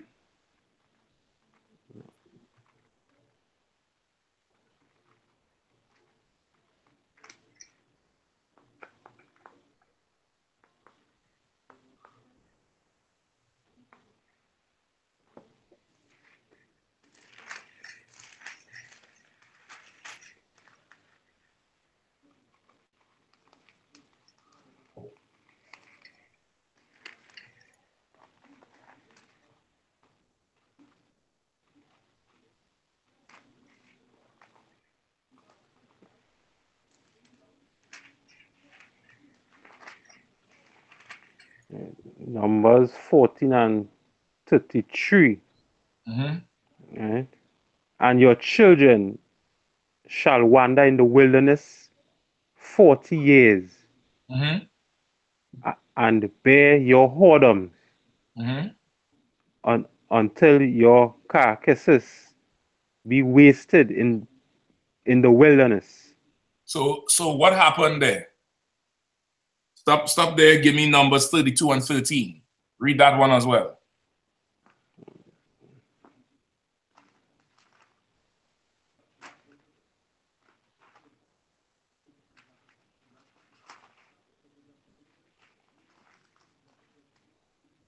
Numbers 32 and 18, okay? 32 and 13. And 13, right. And the Lord's anger was kindled against Israel, and he made them wander in the wilderness 40 years, until all the generation that had done evil in the sight of the Lord was consumed. All right. So what happened? Those people who Moses told Deuteronomy 28 and 68 too, what happened to them? Bible. They were in the wilderness for 40 years. And then what happened after 40 years?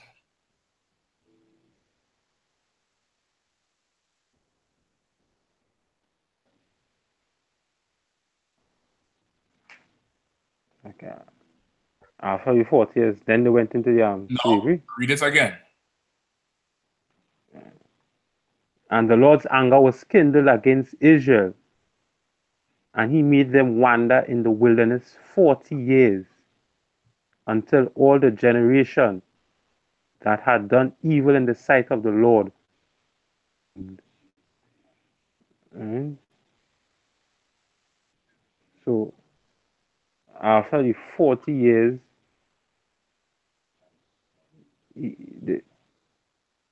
What does it say? All the evil was, they didn't do no more evil again.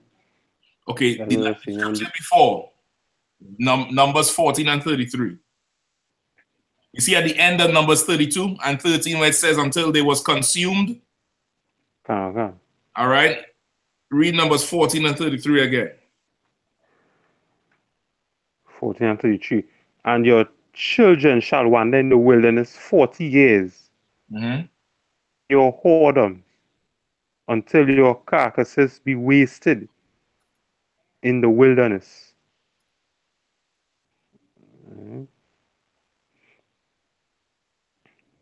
What are we talking about?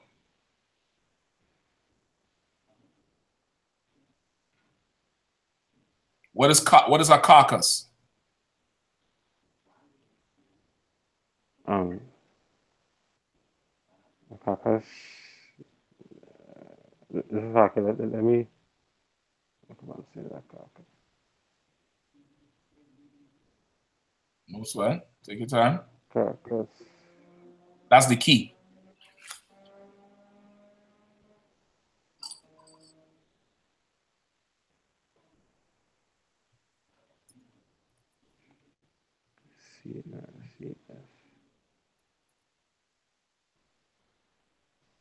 I wonder how this guy so I can the dead body of an animal.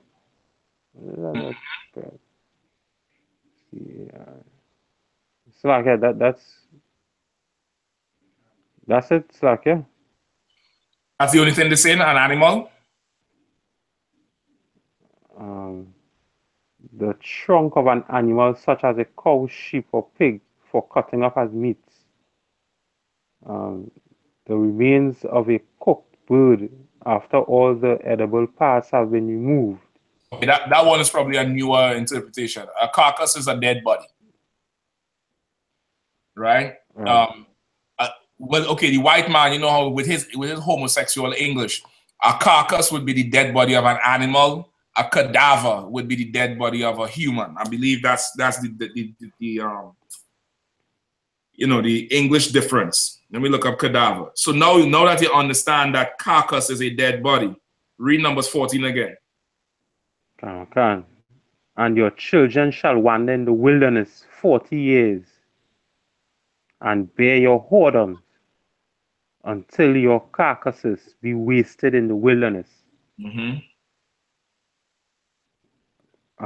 So what is that talking about? Well, does it mean that he's going to kill all of them? That's what he said. That's what he said happened. All right, when you get some time, go through Numbers, go through the rest of Deuteronomy, go through Numbers. Everybody, okay, let me tell you what happened. Let me give a brief history because we're just over the time, but I'll just still go through Thessalonians with you. When Moses came on the scene, bam, he went to Pharaoh, let my people go. Pharaoh said no. Moses bring did the thing with the staff, with the snake, the plagues. He weakened Pharaoh. Pharaoh didn't want to deal with it anymore. Then he bring the final plague, which was the death of the firstborn, the Passover, sprinkle blood on the door, right? So this is where we at. Okay. Next morning, after Egypt was suffering, they pushed Israel out and gave Israel all the gold and money and shit and just like, get out, get out. We walking through the desert, going to the Red Sea. Pharaoh sent his army behind us. Moses part the Red Sea. So now we witnessed Moses rise in Egypt, fall, and then coming back.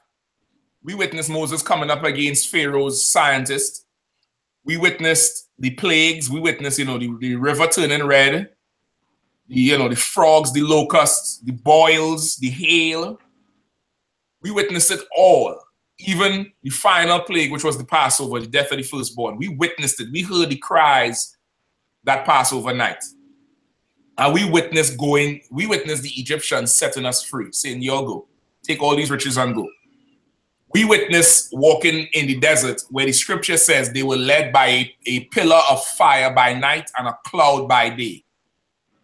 We witnessed a chariot in the sky. The Lord sent an angel within a chariot, what the white man call a spaceship, in a chariot to guide us through the desert, out of Egypt to the Red Sea and protect us. Right? As we was making our way through, we had to pass through different lands. During the daytime, it had a big cloud leading Israel. Huge cloud going over, which is, as you study the chariot scriptures, you have your test, I hope you're studying. The chariot scriptures tell you the chariots, they start as a cloud and folding in a cloud. That's why that movie Independence Day is so heavy, because the chariot came out of the clouds that morning when Will Smith woke up. Right? Them clouds is the chariots. Right? When you see lightning and, tornadoes and the clouds above, that's the Lord angels doing the work. And at night, them chariots had a pillar of fire that would come down to light up the way. And then we would move through. We witnessed all of that. Then we got to the Red Sea. Pharaoh army coming.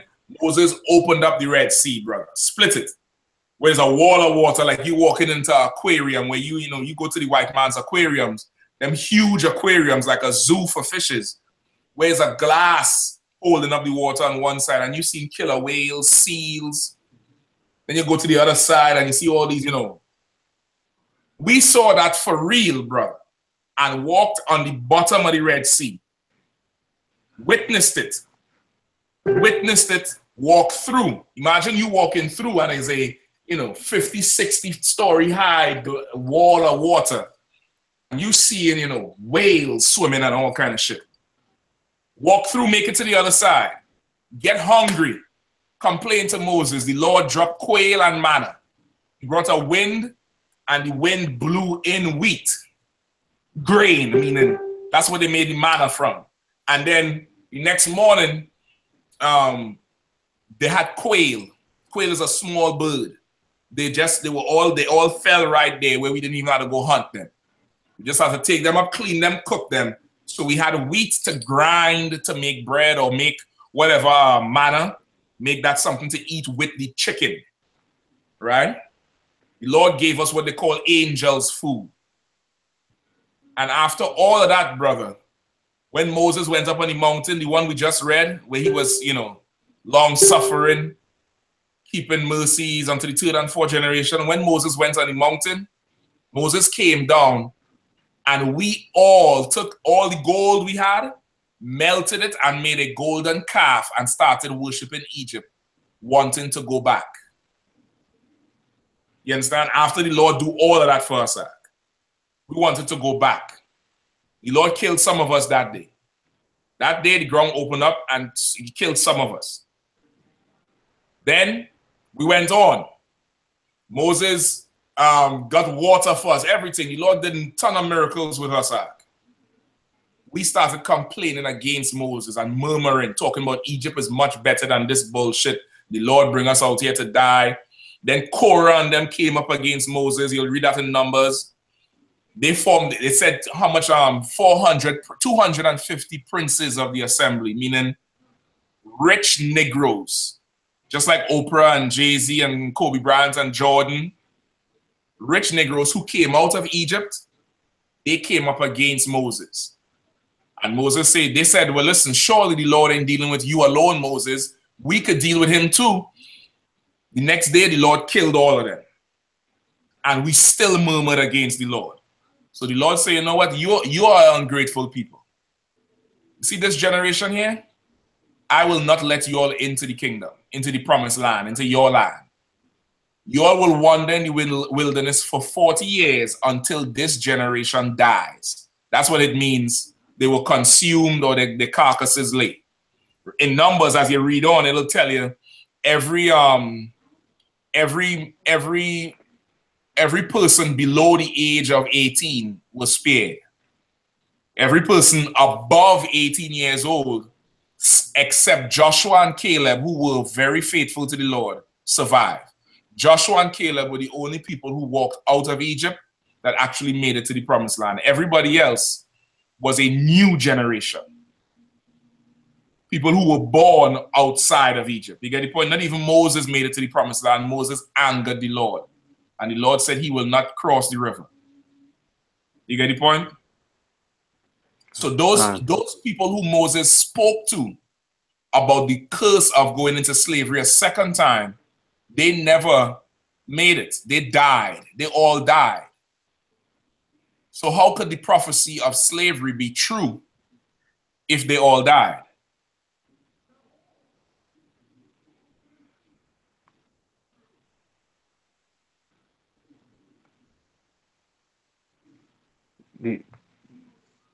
It is true because... Come on, give it to me now. Within the reincarnation, the ones who died, when they came back. They what? When they came back, the ones who died, when they came back. They had to come back. That's the only how. Them same people who walked out of Egypt, they died in the wilderness. They were reborn into the earth and got on slave ships. Thousands of years later. They were reborn, third and fourth generations, suffered, died. Reborn again, suffered, died. Reborn again, suffered, died. And then they were reborn and they got on slave ships. And then that generation died. There's a generation that ran out of Egypt. Not Egypt. There's a generation that ran out of Jerusalem. They died. Then there's a generation that lived amongst the Hamites. Then there's a generation that grew up when we were being sold into slavery. Then there's a generation that came in the transatlantic slave trade, right? That came to the Americas and was sold. That generation died. Then there's a generation that was born into slavery. You get the point? There's a generation that were born into slavery, a homeborn slave. Then there was a generation of the rebels with Nat Turner and them, the revolts, right? Then there was a generation of the people who were so-called free. You understand? Like in the Apocrypha, it tells you that not what one generation goes through, another generation may not be able to go through. And the Lord knows what punishment goes for who and who could survive in what time period. Like our parents' generation or our grandparents' generation was in the civil rights movement, right? That's not our generation. We ain't go through civil rights, but guess what we went through? Crack, heroin, Molly, Xanax, Percocets, whores, strippers, homosexuality. You get the point? What they went through, fire hoses and German shepherds. You get the point? Segregation. You understand? Like different generations go through different periods. It tells you that in the Apocrypha in Esdras. Right? I can't remember the paraphrase, but the angel was explaining to Esdras, because Esdras was like, why was I born in this time? And the angel was telling him, listen, every generation have the time to go through some hell in Israel. Right? And the generation that walked out of Egypt got on the slave ships because they received the prophecy. And they are their children's children. You understand? So reincarnation is real. So now let's go to Thessalonians real quick. Make sure you have these precepts down too, all right? All right. Let's go to 1 Thessalonians real quick, then we finish it off.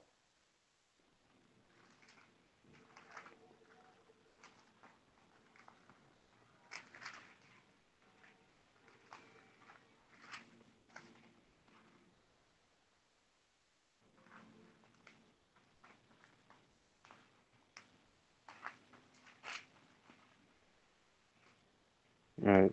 1 Thessalonians chapter 4, verse 14. Right. For if we believe that Yahushua died and rose again, even so them also which sleep in Yahushua will God bring with him. Right? Start at 13. 13. But I would not have you to be ignorant, brethren, concerning them which are asleep, that ye sorrow not, even as others which have no hope. All right, what is this talking about? Them which are asleep, meaning the ones who are died. Right? Right?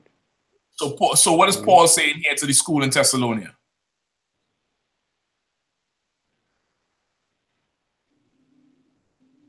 He's encouraging them not to have sorrow as the people in the world who do not have hope. People in the world, you know why people in the world lose their minds over death? I mean, no, I'm not saying don't cry. You understand? I'm not saying you can't feel sorrowful for a death. But as an Israelite, you have a time to mourn and then you move on. But people in the world, brother, people in the world, suffer depression over death for years. Stick up pictures of the person all over the place. I remember a few years ago, some sister who, of course, I'm noticing her checking me out every time I go to this certain place. Finally, I decided, all right, let me step to the sister and see what's going on. She said, good, she want to go out and talk and find out more about it, blah, blah, blah, blah, blah. Right? Go out with the sister. Of course, I go in there full UPK, boots, beard, braids, and fringes. And, telling her what I'm about and XYZ. And of course, I learn from the best, brother. When you're now getting a rib, brother, don't try to pull her in. Tell her, give her every opportunity to run away from you. Tell her there's multiple wives. Tell her, white man is the devil. Don't try to, well, we Israelite, we kind of Jewish. Don't do that. Tell her everything and give her every opportunity to leave. Don't be a coward about it like them fake Israelites do. Them fake Israelites, they, teach some broad, Christ is black, have sex with her and then say, oh yeah, by the way, you're my wife now. You understand? And then she don't know nothing. Give her every opportunity to flee. So if this broad is a bitch and a slut, she's, she out your life. But if she's a sincere sister, she'll stay. So as I'm talking to the sister and asking her about her, I noticed everything she opened, her purse, it have a picture of some woman in there.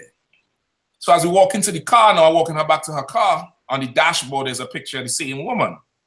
I say, well, who is that? She said, oh, that's my mom. On the back glass is a picture of the mother. Sister now tells me she rides, motorcycles, right? She shows me a picture of her motorcycle, brother.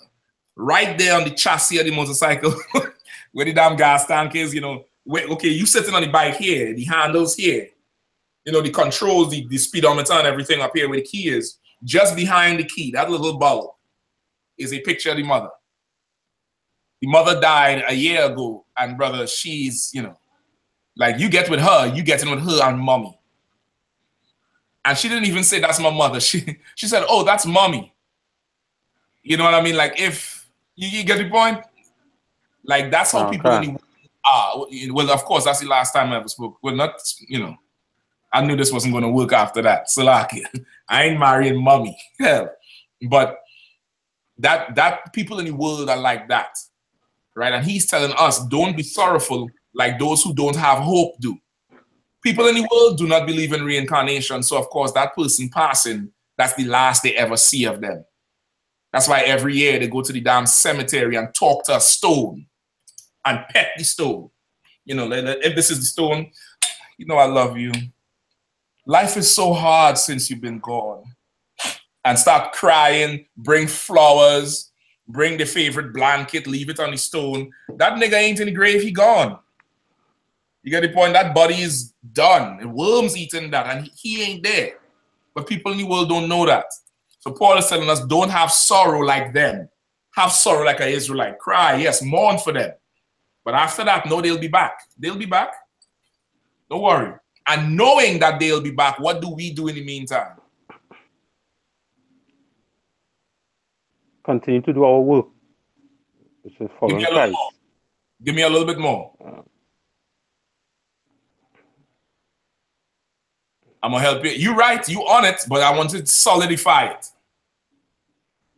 All right, let me help you understand a little better. When the East Indians came to Trinidad in 1845, what did the first ones who came, the 225 who came, what did they do knowing that more was coming after them?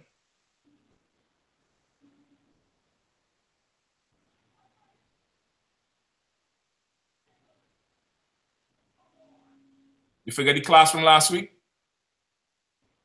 Remember, after the years of their contract were over, they offered them land to buy, and it says some of them accumulated 10 acres of land, so much so that the ones who finished the contract was meeting the new ones who were coming, and they had a base.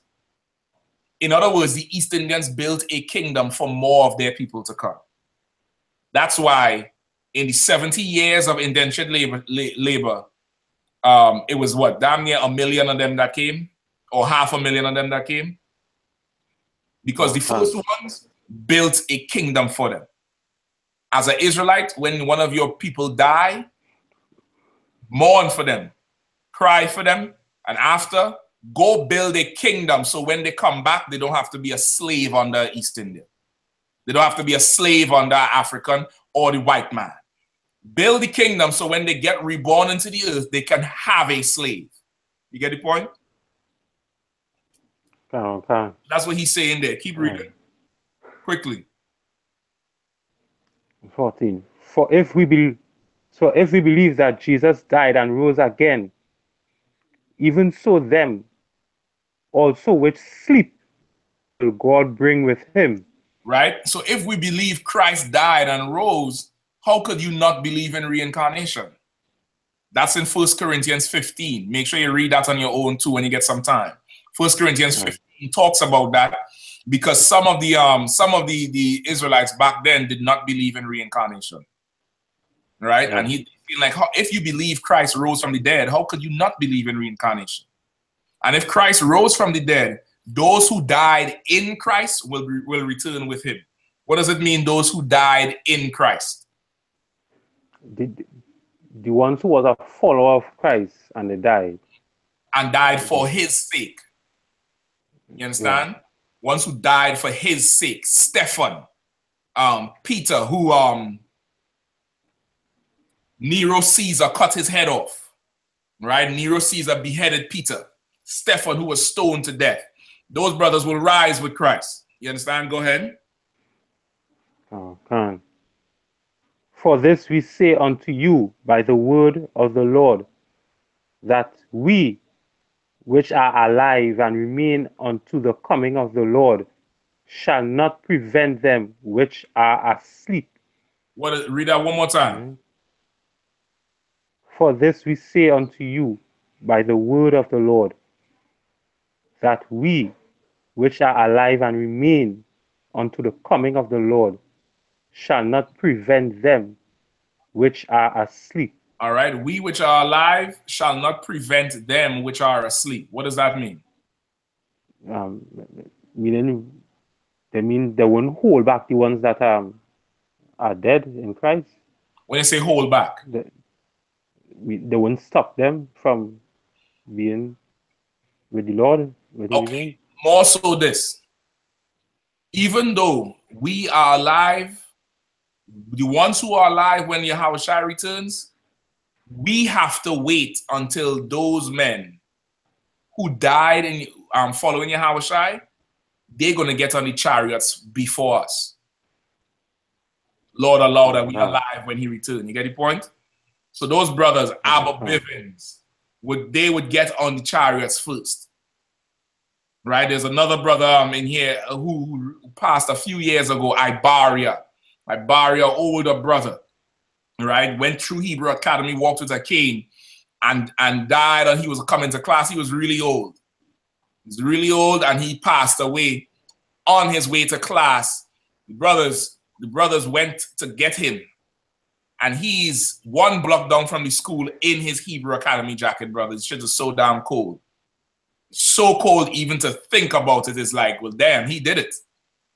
He did it. He endured till the end. You understand? In his Hebrew Academy jacket, brother, that soldier is getting on the chariot before anybody in the school today. You understand? Okay. So that's what it's talking about. We ain't going to prevent them. Just because we here first, Lord allow, if the Lord come back and we here, don't think, nigga, you gotta wait until this nigga crawl out the grave. All right? And just to answer your question, yes, it's going to be something dramatic. The scriptures say when Christ was crucified, the people crawled out the graves. You understand? That's where the white man gets all this inspiration for zombie apocalypse.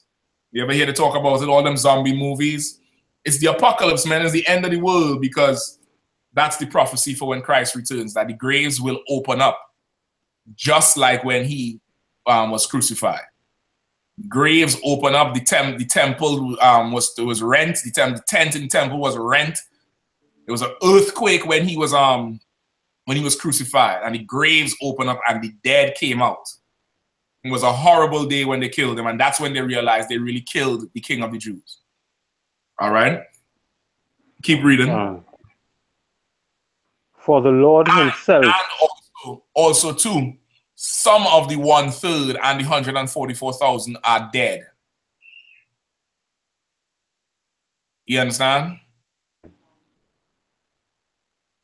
Some of that 144,000 are men who are in the grave. Okay. You get the point? Because they died in Yahushua. They're going to rise with him. You get the point? Keep going. Okay. For the Lord himself shall descend from heaven with the voice of the archangel, and with the trump of God, and the dead in Christ shall rise first. Brother, that day is going to be a glorious day. Yahushua himself will descend, coming down, brother. Black man coming down on a bad chariot. Bad chariot. And it said they will sound a voice with the archangel, the voice of the archangel, which is Michael, who is the highest, the captain of the host of the army. And he will sound it with the trump of the Lord. Like you're going to hear a nigga saying, the Lord has returned. Then you see that ram's horn we blow for the Sabbath service. Imagine a giant one that you could hear all over the earth. You understand? Imagine a giant one that you hear all over the earth, brother. It is going to be an insane day. The white man did it in have you ever saw it with Tom Cruise?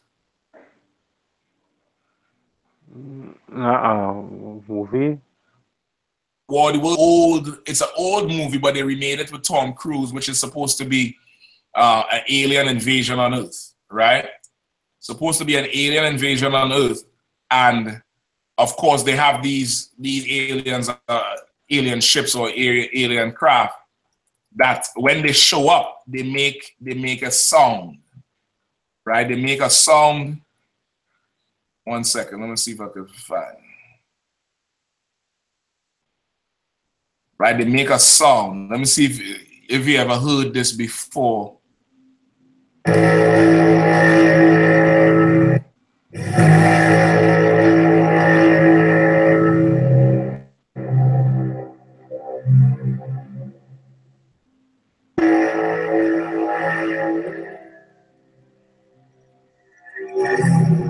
Right, a kind of horrific, haunting song.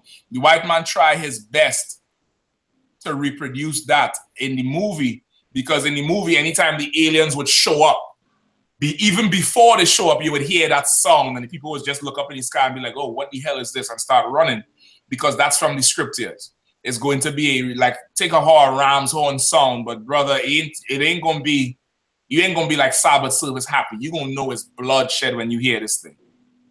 You get the point? Go ahead. Verse 17. Then we which are alive and remain shall be caught up together with them in the clouds to meet the Lord in the air, and so shall we ever be with the Lord. Right? That's why I say then we who remain is going to be caught up. After that, after they rise first, then we get caught up and we'll remain with the Lord, meaning under his protection. In the protection of the Lord, right? Keep reading. Wherefore comfort one another. Right? So understanding that we should comfort one another with these words. When you have your family and everything like that, you note that they're gonna come back. If they ain't die in the truth, well, all right, go make a kingdom for them. But if it's your brothers, your sisters, his children that die in truth, brother, they're gonna rise with the Lord. They're gonna rise with the Lord, and we're gonna get to witness the Lord paint the earth in blood. From the white man to them filthy East Indians. They're gonna be painted in blood. They worried about some fight in a class with 2 Israelites. They got something bigger to worry about. You understand? Lord be with them 2 brothers, but hell, you know what I mean? The East Indians surely cannot judge that situation. All right? We good to go, so you fully understand it now? Come on. All right, Most High in Christ. We over time about good, but we're going to end it there. Next week, Lord Allah, I'll have more of the history on it for you. We're going to close out with the East Indian next week and move on to something else, all right? Let me know if you have any more questions in between. And that'll be about it, all right? Okay. All right, Yabashim Shabakatha. Shalom Yahweh Bashim Yashabrakatha. Yabashim Shabakatha to everybody as Yashmata Bashim Yashai. All right, Shalom. All right.